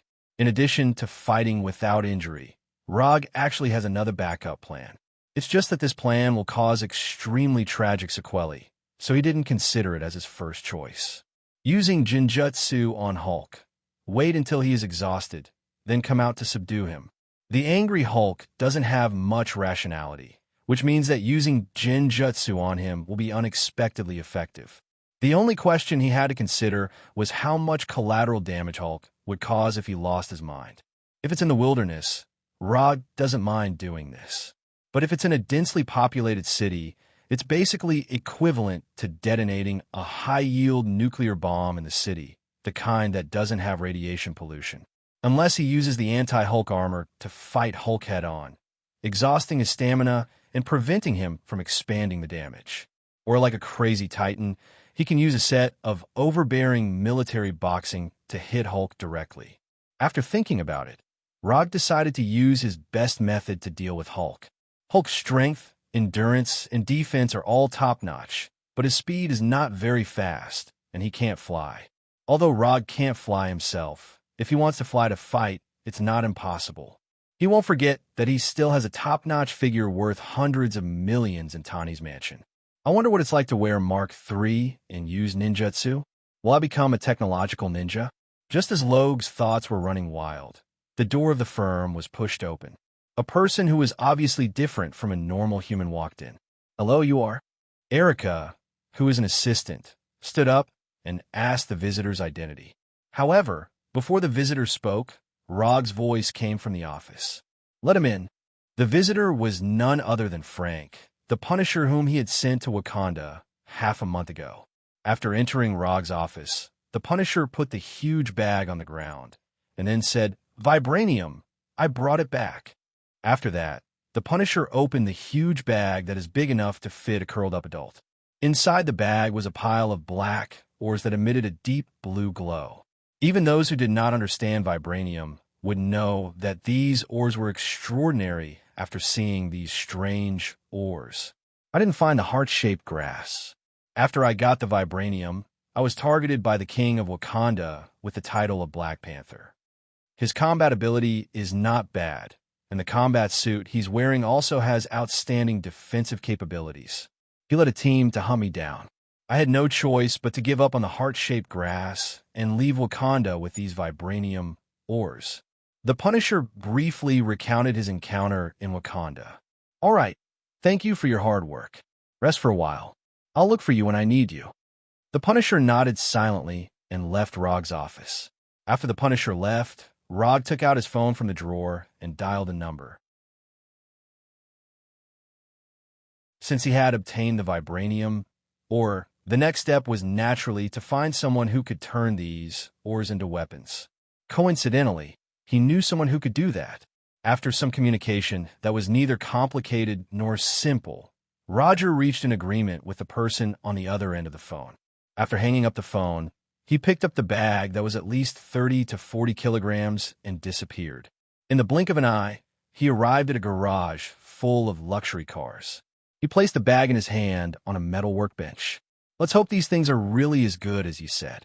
After that, Tani went to the workbench and opened the bag. Looking at the black ores that were emitting a deep blue glow, Tani's face showed a curious expression that he had not seen for a long time. These things are called vibranium. After being melted at high temperature and reforged, they will become indestructible. Of course, this is only the simplest way to use them. The molecular structure of vibranium is very special, which gives it unparalleled defensive capabilities. Its molecules are in a relatively static state, so it almost does not conduct heat and kinetic energy. However, it can absorb heat, energy, and kinetic energy. After being fused with other metals, the hardness and strength of vibranium will be further improved. However, I don't know what kind of metal it is and how to fuse it. Although this thing does not conduct heat and kinetic energy, as far as I know, through a certain technology, the energy stored inside can be released all at once. In this aspect, you are an expert, so I believe you have a way to find out how to release the energy inside. After listening to Rog's explanation, Tani frowned slightly, then said, "The things you said reminded me of a shield that my father accidentally created. I believe you can surpass your father and create a better one." After that, Rog picked up a tablet and quickly drew on it. Not long after, 3 patterns with different shapes and specific data appeared on the tablet screen. "I want 10 of these 3-pronged kunai. I only have one requirement, which is to be strong enough. This is a straight katana. I want one, and it has to be the kind that can release and store energy. As for this fan, it has to be the kind that can store and release energy." The fan that Rog said was drawn according to the appearance of the Uchiha round fan. Even the 6 tomo on it were drawn in detail by him. "Kunai and katana. Try to make it as sharp as possible for me. Of course, the premise is to ensure that it is hard enough. As for the fan, as long as it is hard enough and can release energy." The kunai was drawn according to the appearance of the flying Thor kunai, and the straight katana was drawn according to Sasuke's Kusanagi sword. "Why do you want such a big fan, and this shape is not suitable for fighting, right?" Tani wasn't surprised that Rog wanted kunai and katana, but he couldn't understand why Rog wanted a gourd-shaped fan that was almost as tall as a person. No matter from which point of view, this fan doesn't meet the standards of fighting. Even if it is used as a shield, it will hinder the user. You don't understand. This is a kind of faith. If it weren't for the lack of ninja coins, Rog wouldn't have asked Tani to make a vibranium version of the Uchiha round fan.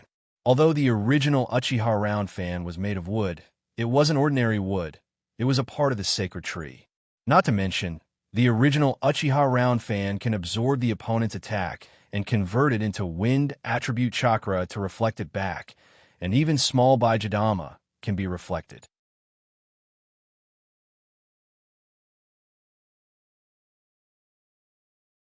Chapter 60. After explaining his needs, Rog returned directly to the office with the Flying Thunder God. With Tani's ability, it is only a matter of time before he figures out how to use vibranium. After all, he is a top genius who can even create a space-time locator in a short time. The use of vibranium may be a problem for others, but it will never be a problem for Tani. The only thing Rog needs to care about now is how long it will take for Tani to make the weapons he needs. If Tani can give these weapons to him before Hulk appears, then he doesn't mind fighting with Hulk at close range. Although the vibranium version of the Uchiha round fan can't be the same as the original version, it is made of vibranium anyway, and it won't be a problem to resist Hulk's fist. After returning to the office, Rog turned on the computer and browsed through the information of Banner's girlfriend, Dr. Ross, in detail. No one knows where Banner is now. Even a professional organization like S.H.I.E.L.D. doesn't know. According to common sense, it is impossible for a physicist to hide himself so quietly. But Banner, a physicist, not only did he do it, but he did it very well. Whether it is S.H.I.E.L.D. or the military, they can only wait for Banner to take the initiative to make a mistake and expose his whereabouts. In a matter of looking for Banner, S.H.I.E.L.D. and the military have proven that conventional means do not make any sense. So Rog intends to use some unconventional methods, such as starting with Banner's girlfriend, Betty Ross. S.H.I.E.L.D. and the military also had plans in this regard. They spent a lot of time monitoring Betty's every move, hoping to get news of Banner from her. But the result was, without exception, nothing was found. Although they couldn't get Banner's whereabouts from Betty, S.H.I.E.L.D. still sent her information together with Betty. Betty Ross, a Ph.D. in cell biology, is currently teaching at Culver University in Virginia. Betty is not only Banner's colleague and girlfriend, but also the daughter of General Ross. Because of the existence of General Ross, Betty did not suffer any unreasonable treatment after Banner's accident. Culver University, where Betty studied, was about 600 to 700 kilometers away from New York. Moreover, Rog did not leave any Thor technique in Virginia. In order to save himself time, and mainly to slack off, he planned to use a more opportunistic method. Bang! With a thought, a shadow doppelganger that looked exactly like him appeared in front of him. Make a trip to Culver University in Virginia and leave behind the flying Thor spell in the school. After doing all this, you could take the initiative to remove it. Rather than wasting his own time, he might as well waste his doppelganger's time. In any case, the shadow clone avatar wouldn't have any objections. After receiving the order, the shadow clone didn't hesitate and immediately jumped out of the office window. As for how the shadow clone would get there, Rog didn't really care. Driving or taking a plane was fine as long as they could get there. However, not long after his doppelganger left, he received a message that his doppelganger had disappeared. This through the feedback from the shadow clone. He saw a man wearing a Black Panther suit and two black women holding vibranium spears in their hands. The Punisher didn't get rid of Wakanda's people. Rog thought that the Punisher had gotten rid of Wakanda's pursuit, so he was able to return to New York smoothly. But, judging from the current situation, the Punisher didn't completely get rid of Wakanda's pursuit. He just got there a little earlier than them. Although Rog took the vibranium to Tani's mansion, he only stayed in Tani's mansion for less than 10 minutes. In less than 10 minutes, Wakanda's men had arrived near his office and killed one of his doppelgangers. Judging from the decisiveness of Black Panther and the two black women warriors, they obviously determined the relationship between the Punisher and Rog, so they acted so decisively. To leave such an obvious trail behind, the Punishers did not do a very good job in carrying out their mission this time. After silently complaining in his heart, Rog also came to the window, then jumped out of the window. Since they had come to visit, it would be unreasonable if he didn't go out to greet them. "Your Majesty, this guy is not human." After killing Rog's shadow clone through a sneak attack, a black female warrior turned and said to Black Panther behind her. The current Black Panther was not T'Challa, who participated in the Civil War of the Restoration Union in the future, but his father, T'Chaka. Although T'Chaka was in his 50s at this time, because of the heart-shaped grass, he still retained the strength of his middle-aged years and had extraordinary strength and speed. Because of this, he could lead the royal guards to chase the Punisher all the way from Wakanda to New York. The reason why the Punisher could return to New York smoothly under his pursuit was also the result of his deliberate connivance.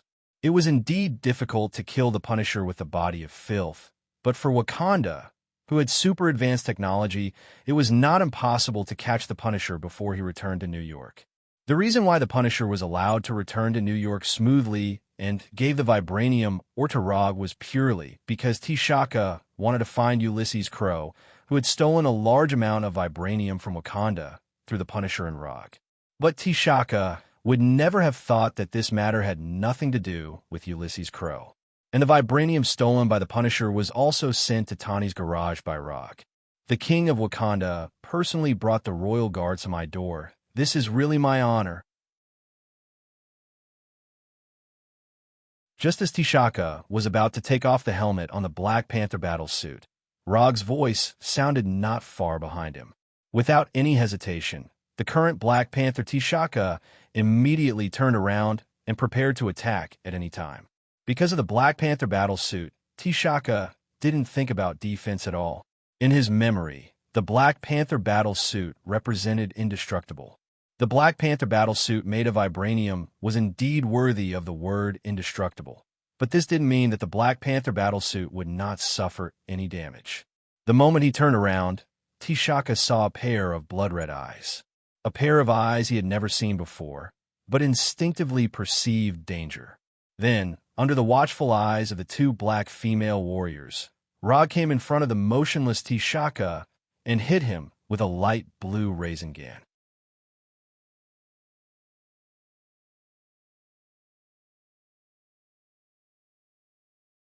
Chapter 61. Rog has always wanted to know what kind of experience it is to hit vibranium with raisin gun. He originally thought that he would have to wait until Tani made the Uchiha round fan to know the answer. But what he didn't expect was that a more suitable target would come to his door. With the panther suit and the body strengthened by the heart-shaped grass, Black Panther T'Chaka was simply the second most suitable test target. As for the most suitable target, of course, it was the next Black Panther T'Chaka. Although he was strengthened by the heart-shaped grass, the current T'Chaka was more than 50 years old and was not in his peak state. However, Rog didn't particularly care about this. It's good enough to have a test target that comes to his door. Why would he want a bicycle? Although the royal warriors next to T'Chaka wanted to stop Rog, they couldn't keep up with Rog's speed and could only watch Rog hit T'Chaka with raisin gun. The moment raisin gun touched the panther suit, Rog immediately noticed the difference between vibranium and ordinary metal. The energy was absorbed. Although chakra is a special energy unique to Rog, chakra is also a kind of energy. After raisin gun, which is completely composed of chakra, came into contact with the panther suit, a part of its power was inevitably absorbed. However, this doesn't mean that raisin gun can't hurt T'Chaka inside the panther suit. Vibranium can indeed absorb energy, but there is a limit to the efficiency of vibranium's energy absorption. As long as the absorption efficiency of vibranium is exceeded, then vibranium can only rely on its own hardness to resist the damage. In less than a second, Rog calculated the consumption of chakra. Then, he simply increased the output of chakra. After increasing the output of chakra in an instant, the absorption of chakra by the panther suit suddenly became insignificant, and the power of raisin gun began to show on the panther suit. At this time, T'Chaka was still under the control of the Sharingan Jinjutsu. He stood motionless in the same place like a puppet, bearing the full damage of the Rasengan. With the protection of the Black Panther armor, although Techak wasn't torn apart by the Rasengan like an ordinary person, the impact of the Rasengan still sent him flying, tumbling back dozens of meters. The severe pain allowed T'Chaka to break free from the influence of the Sharingan Genjutsu. To be precise, it was Rog who stopped the Genjutsu on him. At this time, he had no time to do anything.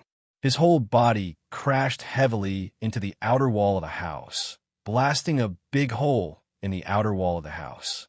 Although T'Chaka was blown away, Rog knew very well that the Rasengan this time would not cause too much damage to T'Chaka. Rasengan is just a pure chakra ball. It doesn't turn the wind attribute chakra into thin needles like Futon, Rasen Shuriken, and directly attack human cells. With the protection of the Black Panther armor, the twisting and tearing force of the Rasengan was reduced by more than half. As for the remaining small part, T'Chaka could rely on his own body to resist it.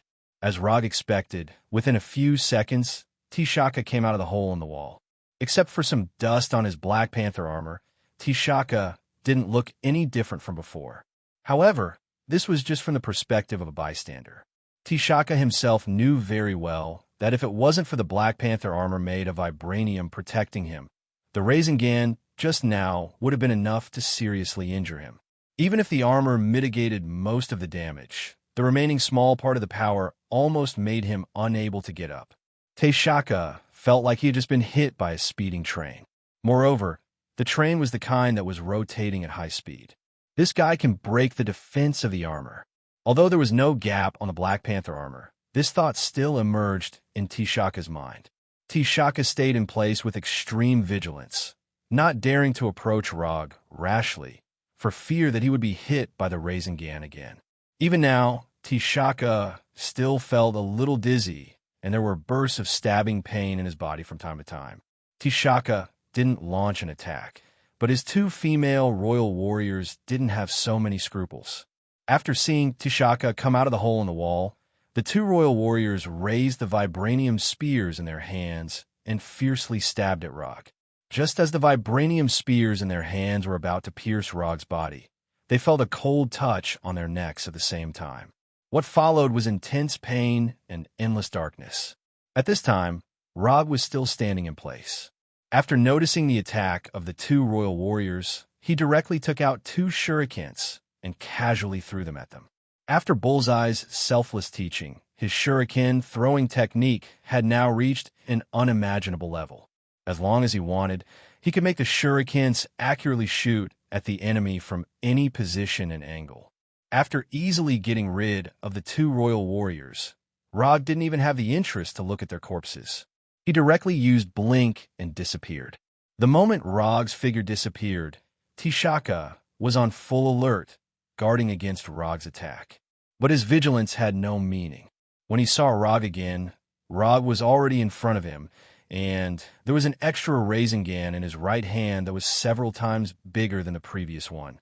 Boom! Without having time to do any defense, T'Chaka was once again sent flying by the Rasengan. This time, he not only crashed through a wall, but also went through the whole house and flew out from the other side. He was sent flying again, this time by a Rasengan that was several times bigger. Even with the protection of the Black Panther armor, T'Chaka was still seriously injured and involuntarily spat a mouthful of blood into the helmet of the armor. Vibranium was indeed very strong, but it didn't mean that it couldn't be destroyed, since a certain crazy titan in the future could cut Captain America's shield with a double-edged sword.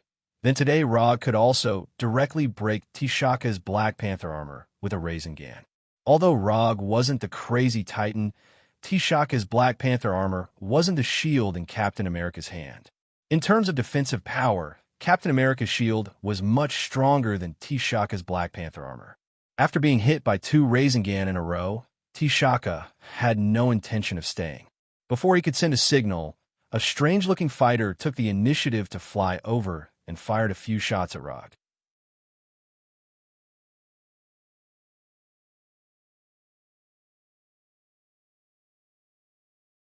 Chapter 62. This kind of fighter was completely different from the normal form, whether it was the appearance or the interior.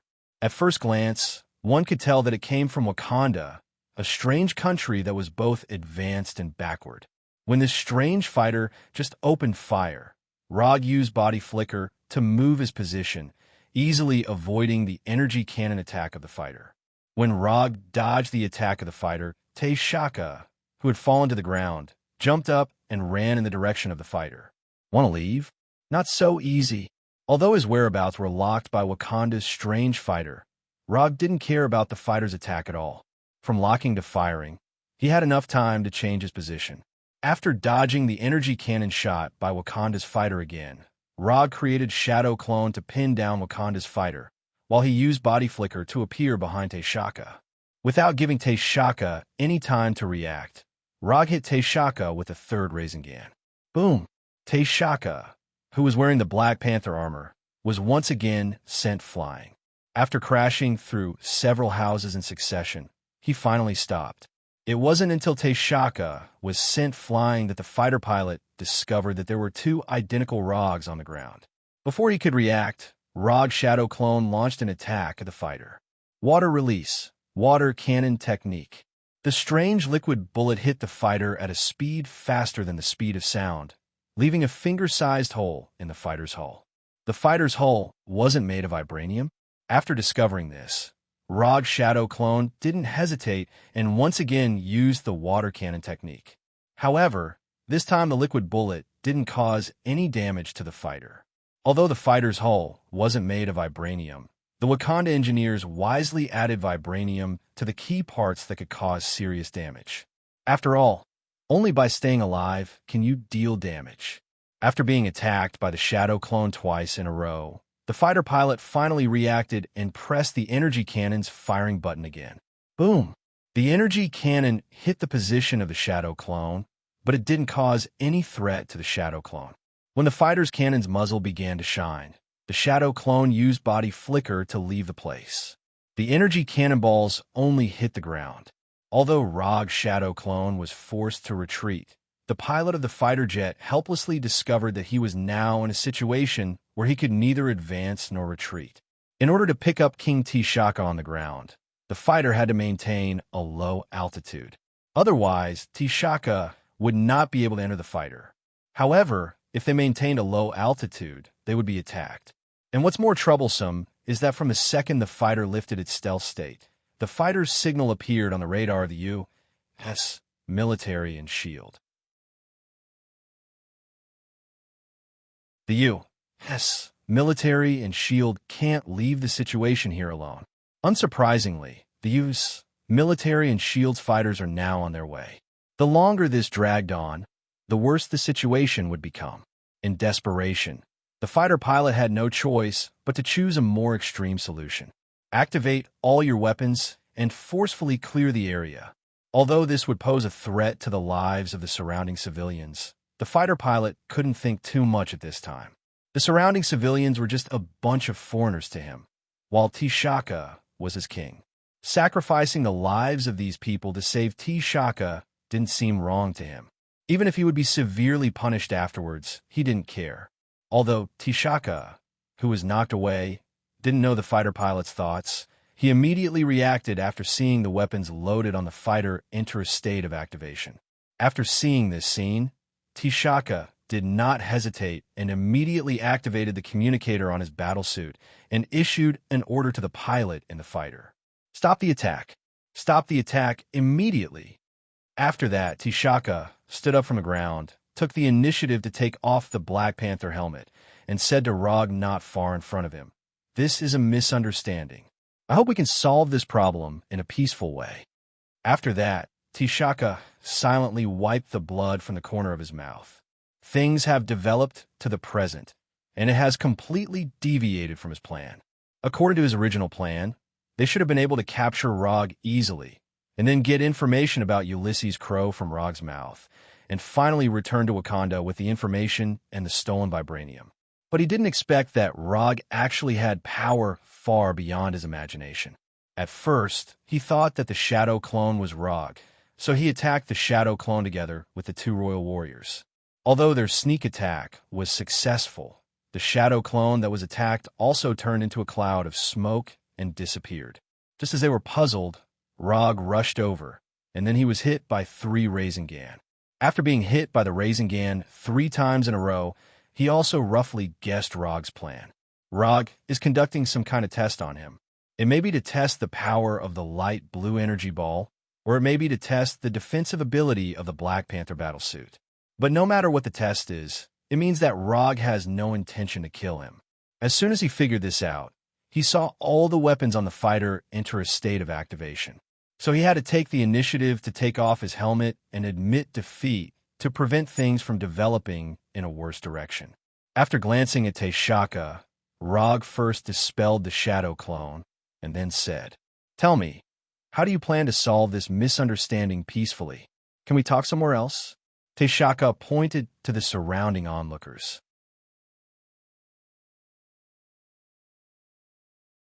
Although the battle between them caused a lot of noise, what really attracted these onlookers was not the battle between them, but the strange-looking Wakanda fighter in the air. How can 2 people fighting be more attractive than a UFO? Moreover, these people couldn't see the battle between Rog and Taishaka at all. They could only see a loud bang, the wall broke, and people fell down. "Fly the fighter out of here. Without my order, you are not allowed to remove the stealth state." After giving the order to the fighter pilot, Taishaka returned to the office with Rog. "Okay, now can we talk about your so-called peaceful solution?" Leaning back in a chair, Rog said casually, "In order to express my apologies, I will give you a compensation.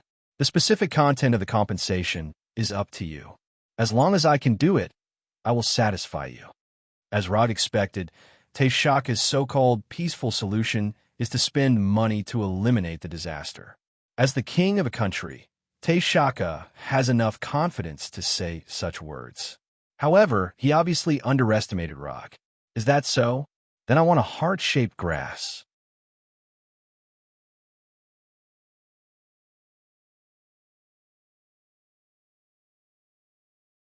Chapter 63.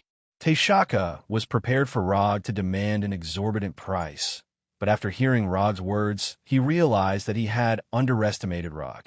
Heart-shaped grass was a mystical plant that only the king of Wakanda or his successor had the right to consume. For Wakanda, the heart-shaped grass not only ensured the existence of the king's power, but also symbolized the king's legitimacy. "I will never give you the heart-shaped grass. Change it to something else." Taishaka tried his best to control his emotions. He kept telling himself in his heart that he must not get angry. He must not get angry. Looks like the king of Wakanda isn't trustworthy. He just made a promise, and now he's going back on his word. Wakanda isn't good enough. They haven't kept up with the education of integrity. Before he made the request, Rog was very clear that Taishaka would never give him the heart-shaped grass. The reason he purposely made such a request was to suppress Taishaka's arrogance. So what if you're the king of Wakanda? So what if you have the extremely rare vibranium? In front of me, you'd better put down your so-called arrogance. To be humiliated in front of his face by someone who was much younger than him, this was undoubtedly something that was harder to accept than defeat for Taishaka. Even so, Taishaka still tried his best to control his emotions, preventing himself from doing something he shouldn't do in a moment of impulse. Before you make a promise, it's best to confirm if you can keep it. Otherwise, the more handsome you are when you make a promise, the more humiliating it will be when you can't keep it. Rog ignored Taishaka's darkening expression. From his point of view, Taishaka's expression had always been like this. "I didn't think it through enough. I wonder if you can change your request now?" Since he had already been humiliated to such an extent, Taishaka didn't care about losing his dignity anymore. He used a soft tone to ask quietly. "This is the attitude to resolve a misunderstanding peacefully. Since you are so sincere, I won't make things difficult for you. Give me 10 tons of vibranium and the research you guys have done on how to use vibranium, and I'll pretend this never happened." Hearing Rog's request, T'Chaka finally breathed a sigh of relief. Compared with the extremely limited amount of heart-shaped grass, the mountainous amount of vibranium was obviously much cheaper. As for the information about vibranium, although it was precious, it was just a piece of information compared to the heart-shaped grass. No problem. I will send someone to deliver the vibranium within a week. After reaching a consensus, Taishaka left the firm and disappeared from the top floor of the firm like a real Black Panther. The Punisher spent more than half a month to snatch a few dozen kilograms of vibranium from Wakanda. In the end, Rog spent less than 10 minutes to obtain 10 tons of vibranium from Wakanda's King T'Chaka. Sometimes life was full of surprises. After T'Chaka left, Rog once again summoned his shadow doppelganger and assigned it the same task. After doing all this, he returned home with the Flying Thunder God, turned on the PS4, and played the blacksmithing game where hesitation will lead to defeat. 5 hours later, he glanced at the annoying red word danger on the screen and sighed helplessly.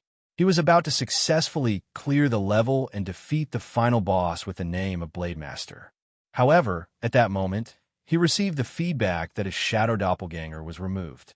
In that moment of distraction, he saw the word danger that he had seen countless times. Putting down the game controller in his hand, Rog returned to the firm with the Flying Thunder God, ready to go to Culver University with Kunai and Shuriken. Just as he was about to leave, his cell phone on the table suddenly rang. The caller ID showed that it was a call from Tani. It can't be that fast, right? It had only been 5 hours since he gave the vibranium to Tani. You need to come over right now. After that, Tani hung up the phone. In the short 2 or 3 seconds of the call, Rog heard some strange sounds from the background of the call. Without any hesitation, he immediately used the Flying Thunder God and teleported to Tani's garage. As soon as his figure appeared in the garage, a bolt of lightning as thick as an arm struck him.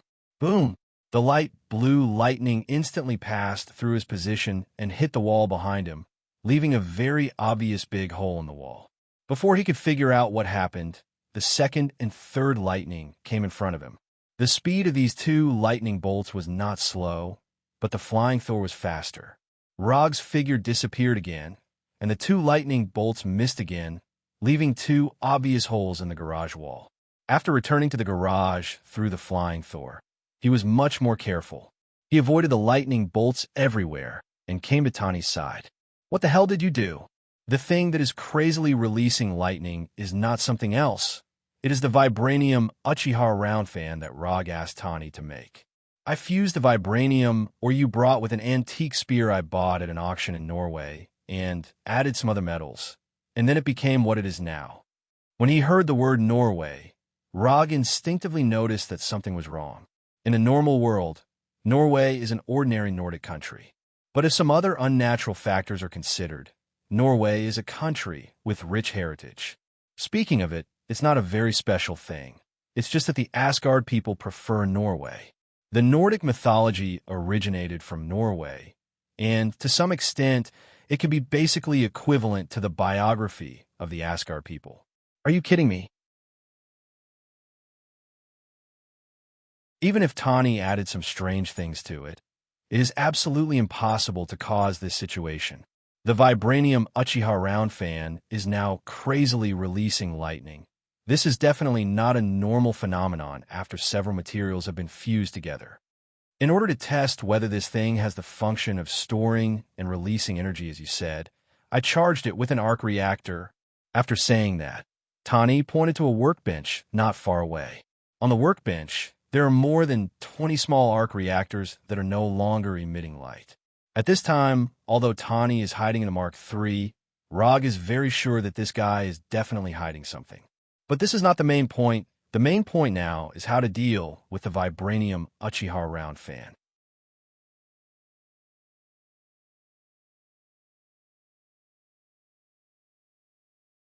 Chapter 64. According to Tani, the reason why the vibrating golden round fan could discharge electricity was because he used the arc reactor to charge the round fan. Although this was a bit too much, in any case, the energy in the round fan was limited. This also meant that even if they did nothing, the energy in the round fan would completely disappear due to the passage of time. However, how long would this take? Rog and Tani couldn't be sure.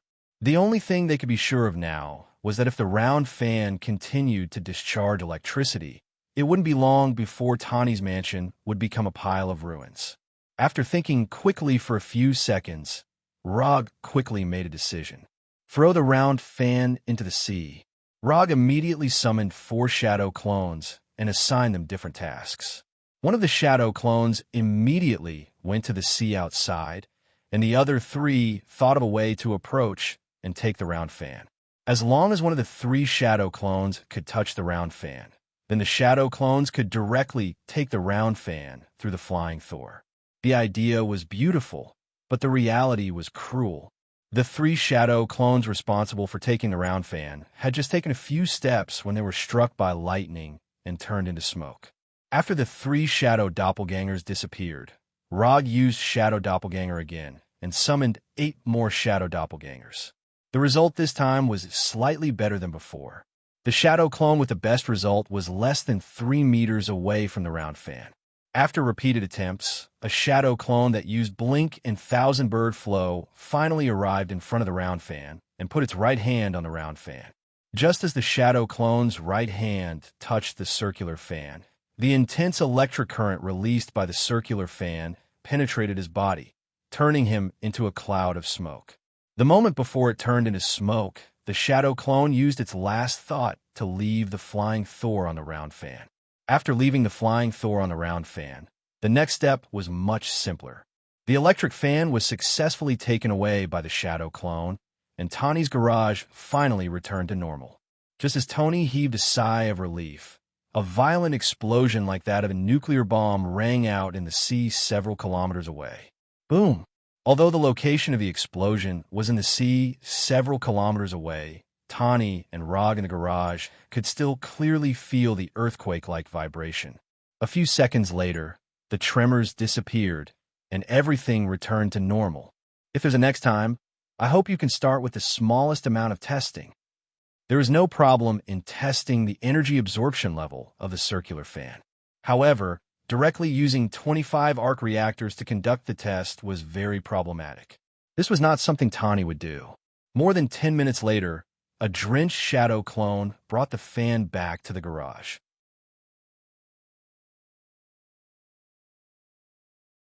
In order to find the round fan that had fallen into the sea as soon as possible and most likely had its location changed due to the explosion, Rog sent out 20 shadow doppelgangers.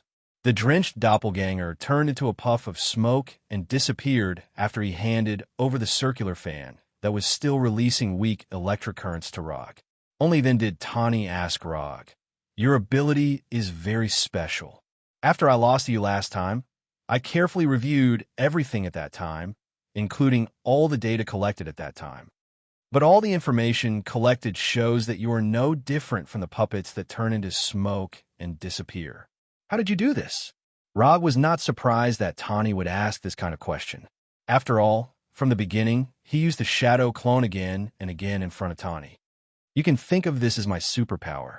As for how I did it, it will be very complicated to explain.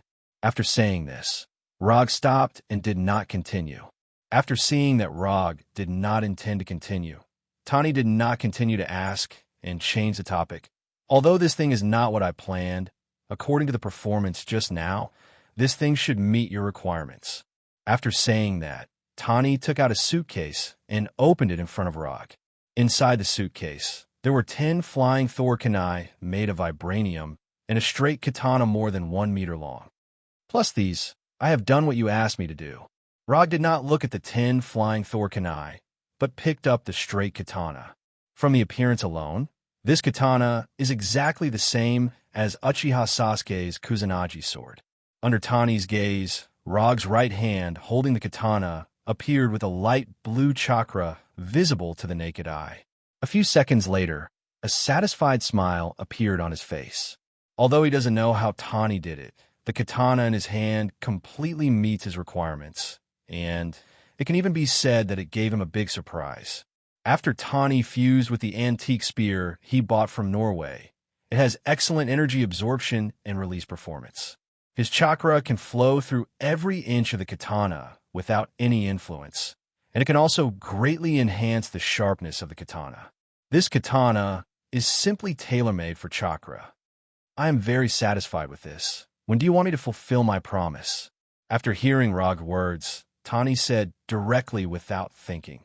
Now, the location is still outside. He is still wearing Mark III, and after he finished speaking, he took the lead and flew out, waiting for Rog's arrival. In order to let Tani build a weapon, Rog agreed to his request. Fight again. This is the condition Tani gave. Rog was happy to accept Tani's request. When Tani, wearing Mark III, left the garage, Rog's figure also disappeared from the garage. A minute later, he returned to the garage with a wet Tani. Keep up the good work. I believe you will be able to develop a better battle suit next time. After comforting Tani, Rog returned to the office with a round fan that was still releasing a weak current and the suitcase containing the katana and Thor kunai. After the last failure, Tani readjusted the armor of the battle suit, making the battle suit more resistant to penetration. But what he didn't expect was that Rog's tactics this time were completely different from the last time. It was still a strange appearance. Tani only saw Rog hit a light blue ball on the chest of the battle suit, and then nothing happened. The battle suit lost power and fell into the sea. If Rog hadn't fished him out later, he would have been sleeping at the bottom of the sea. After returning to the office, Rog put the suitcase and the round fan on the table, and a question came to his mind. What should he name this round fan and samurai sword?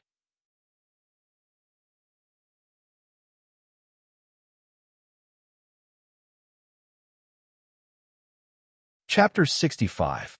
If a sword looks like a Kusanagi sword, its sharpness is also like a Kusanagi sword, and it can also cast Chidori blade like a Kusanagi sword. Then there is no problem in calling it a Kusanagi sword. Rog quickly chose a name for the Vibranium Samurai Sword. Since the Vibranium Samurai Sword is called Kusanagi Sword, then the name of the Vibranium fan is also obvious. The Uchiha Round Fan, also known as the Flame Fan, symbolizes the proficiency of the Uchiha clan in using fire release ninjutsu. The Uchiha clan's round fan emblem also came from this. Compared to fire release, Rog is better at lightning release. At this time, he only knows one fire release, which is the Grand Fire Annihilation that he exchanged from the system. As for lightning release ninjutsu, he has mastered 3, namely Chidori, Chidori Egi, and Chidori Stream. And after having the Kusanagi sword made by Tani, he will soon master another lightning release ninjutsu, Chidori Blade. So he decided to change the flame fan that symbolizes the Uchiha clan's fire release ninjutsu to Thunder Fan that is more suitable for himself. The name Thunder Fan is also to commemorate another classic anime he once watched before crossing over. Thunder Fan and Kusanagi sword will be his main weapons for a long time if nothing unexpected happens. As for the flying Thor kunai, it will be used for teleportation positioning and cleaning up the trash as before. Rog planned to go to Culver University in Virginia today to meet Dr. Banner's girlfriend, Dr. Betty Ross. But Tani's super high efficiency disrupted his plan, so he decided to let his only subordinate go to Culver University instead of him. After creating a shadow clone, Rog returned home with the Kusanagi sword and Thunder Fan, intending to practice the Chidori blade that he has been thinking about for a long time. With the experience of self-learning Chidori Egi and Chidori Stream, self-learning Chidori blade is not a difficult thing for him. After Rog returned home, the shadow clone directly came to him through the flying Thor jutsu on the Punisher, and at the same time told the Punisher about the plan. The Punisher had no objection to Rog's arrangement. Although just a few hours ago, Rog let him have a good rest. But with his Edo body, he doesn't feel tired at all, so the word has no meaning to him. A few minutes later, the Shadow Clone left New York with a readied Punisher and teleported to Culver University in Virginia. After completing the Shadow Clone actively disappears into smoke and disappeared in front of the Punisher. 3 days passed in a flash. In these 3 days, Roger successfully learned Chidori Blade and master the ninjutsu that he wanted for a long time. At the same time, he spent 20 ninja coins to exchange for summoning jutsu from his system. Summoning jutsu is summoning without technique. Summoning with technique requires a blood contract between the caster and the summoning creature, and then, when needed, the caster can summon the summoning creature with summoning technique. The key to summoning with technique lies in the blood contract, so blood must be used as a medium. That's why when summoning a summoning creature, you usually need to bite your finger. Of course, if you don't bite your finger, you can also use blood from other places. This is purely a personal choice. Compared with summoning with technique, summoning without technique is much simpler. Summoning without technique is usually used to summon some ninja tools or other items.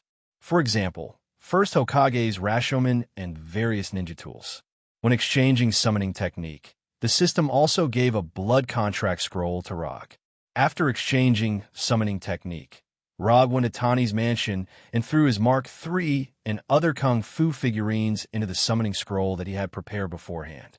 Then he threw in Kusanagi sword, Thunder Round fan, Flying Thor kunai, Shuriken, and other ninja tools. Although Kusanagi sword and Thunder Round fan look very handsome, if he carries them with him, he will still look Chinibu. So if it's not necessary, he won't carry Kusanagi sword and Thunder Round fan with him. After returning to the office, Erika handed a box to Rog. Inside the box is a white mask and a black robe. This is the mask and robe that Rog took time to come back to the office 3 days ago and then arranged for Erika to customize. The shape of the mask is basically the same as Obito's 3-tomo white mask. The only difference is that the tomo on the top of the mask is complete and there is no hole. And the black robe is exactly the same as the Akatsuki's black cloud robe. 3-tomo mask, black cloud robe, Kusanagi sword, and Thunder Round fan. This is the fighting image that Rog created for himself in the future. After throwing the 3-tomo mask and the black cloud robe into the summon scroll, his figure disappeared from the office and came to Culver University, where Banner's girlfriend, Dr. Ross, was studying. At this time, Culver University was not as calm as a normal university should be. Police and soldiers were everywhere on the campus. Rog was not surprised by this strange scene, because all of this was arranged by him. 3 days ago, he arranged a new task for Punisher through a shadow clone. Kidnap Betty Ross and blow up all the laboratories that Banner used, and do it as high profile as possible. The Punisher kidnapped Dr. Ross, who was in class, in front of everyone in a high-profile way, and then installed a time bomb in the laboratory used by Banner. Not only that, after the kidnapping and explosion, he also contacted the local news media and several large domestic media outlets, and provoked the local police and the FBI. Then, the scene before his eyes happened. The local police and the FBI agents rushed to Culver University as soon as possible. As for the UA troops that appeared on the campus, they were sent by General Ross. Originally, this kind of thing was not suitable for the military to intervene. Even if Dr. Ross was General Ross' daughter, it was not convenient for him to send people over. However, the Punisher gave General Ross a very good reason to intervene. The next day, after provoking the local police and the FBI, the Punisher contacted the media again and gave them a video recording at the same time. In the video, Dr. Ross was normal. She was neither panicked nor haggard, and she talked about the days when she and Banner carried out research together in a very calm tone. The research that Dr. Ross talked about was the secret biotechnological strength enhancement experiment that General Ross was conducting. This video was specially ordered by Rog. He wanted to use this video to fish out Bruce Banner, who was hiding somewhere.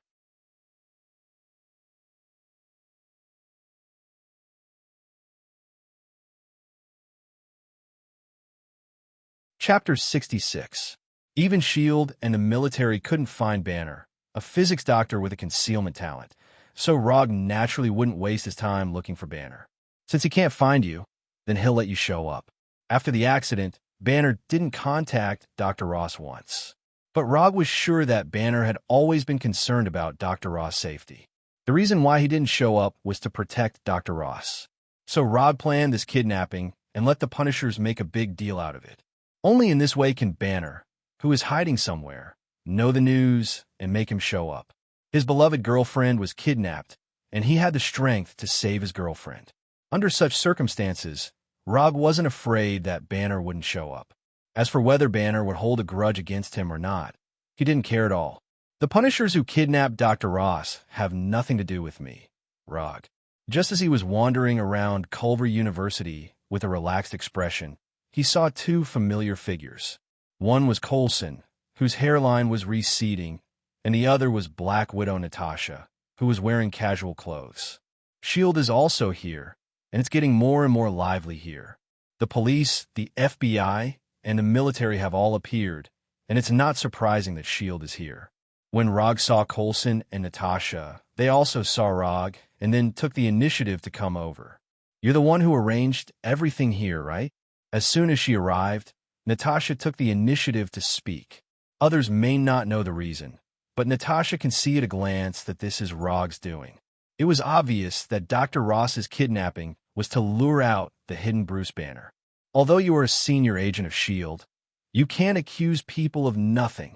When the kidnapping happened, I was still in New York, and many people at the scene saw the appearance of the kidnapper. The kidnapper didn't look like me at all.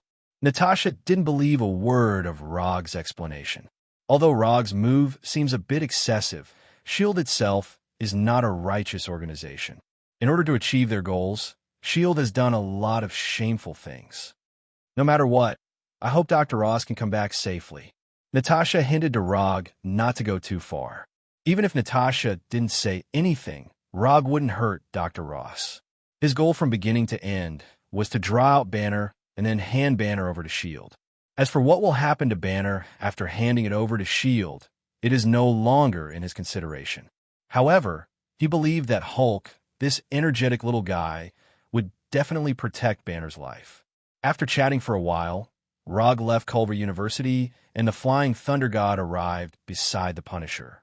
After kidnapping Dr. Roth, the Punisher did not immediately take her out of the city. Instead, he took her back to a neighborhood near her house. Before the kidnapping began, the Punisher was fully prepared.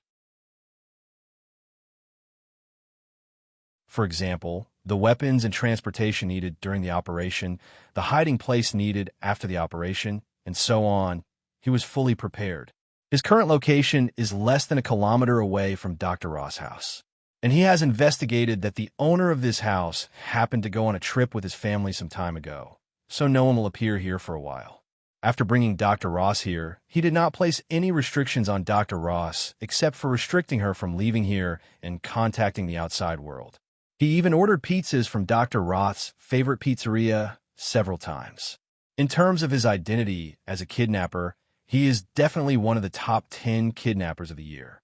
When Rog arrived, the Punisher stood up, left the living room, and returned to the room. Dr. Ross was watching the latest news reports, and the sudden appearance of Rog scared her. But she quickly calmed down and looked at Rog calmly. "Are you the one who instructed Frank to kidnap me?" In the past 3 days, Dr. Ross has been getting along well with the Punisher, so she knows what the Punisher is called, and even knows why the Punisher looks different from ordinary people. However, the Punisher knows very well what can be said and what can't. About Rog's identity and the true purpose of this mission. "Yes, I'm the one who asked Frank to kidnap you." After that, Rog sat down opposite Dr. Ross and picked up a piece of pizza at the same time. After eating a few bites, he continued, "Although it's cliché, I think it's still necessary to say something. I don't mean any harm to you. I just want your boyfriend, Banner, to appear so you don't have to worry about your life. As long as Banner appears, you can go back. It has to be said that the pizza in this shop is really good. No wonder Betty Ross and Bruce Banner like it." Banner? Banner. When the accident happened, Dr. Ross was injured and unconscious. Since that day, she has never seen Banner again, nor has she received any information from Banner.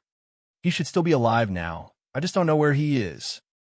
At this time, Banner had just finished a day's work. He returned to his place of residence and prepared an ordinary dinner for himself.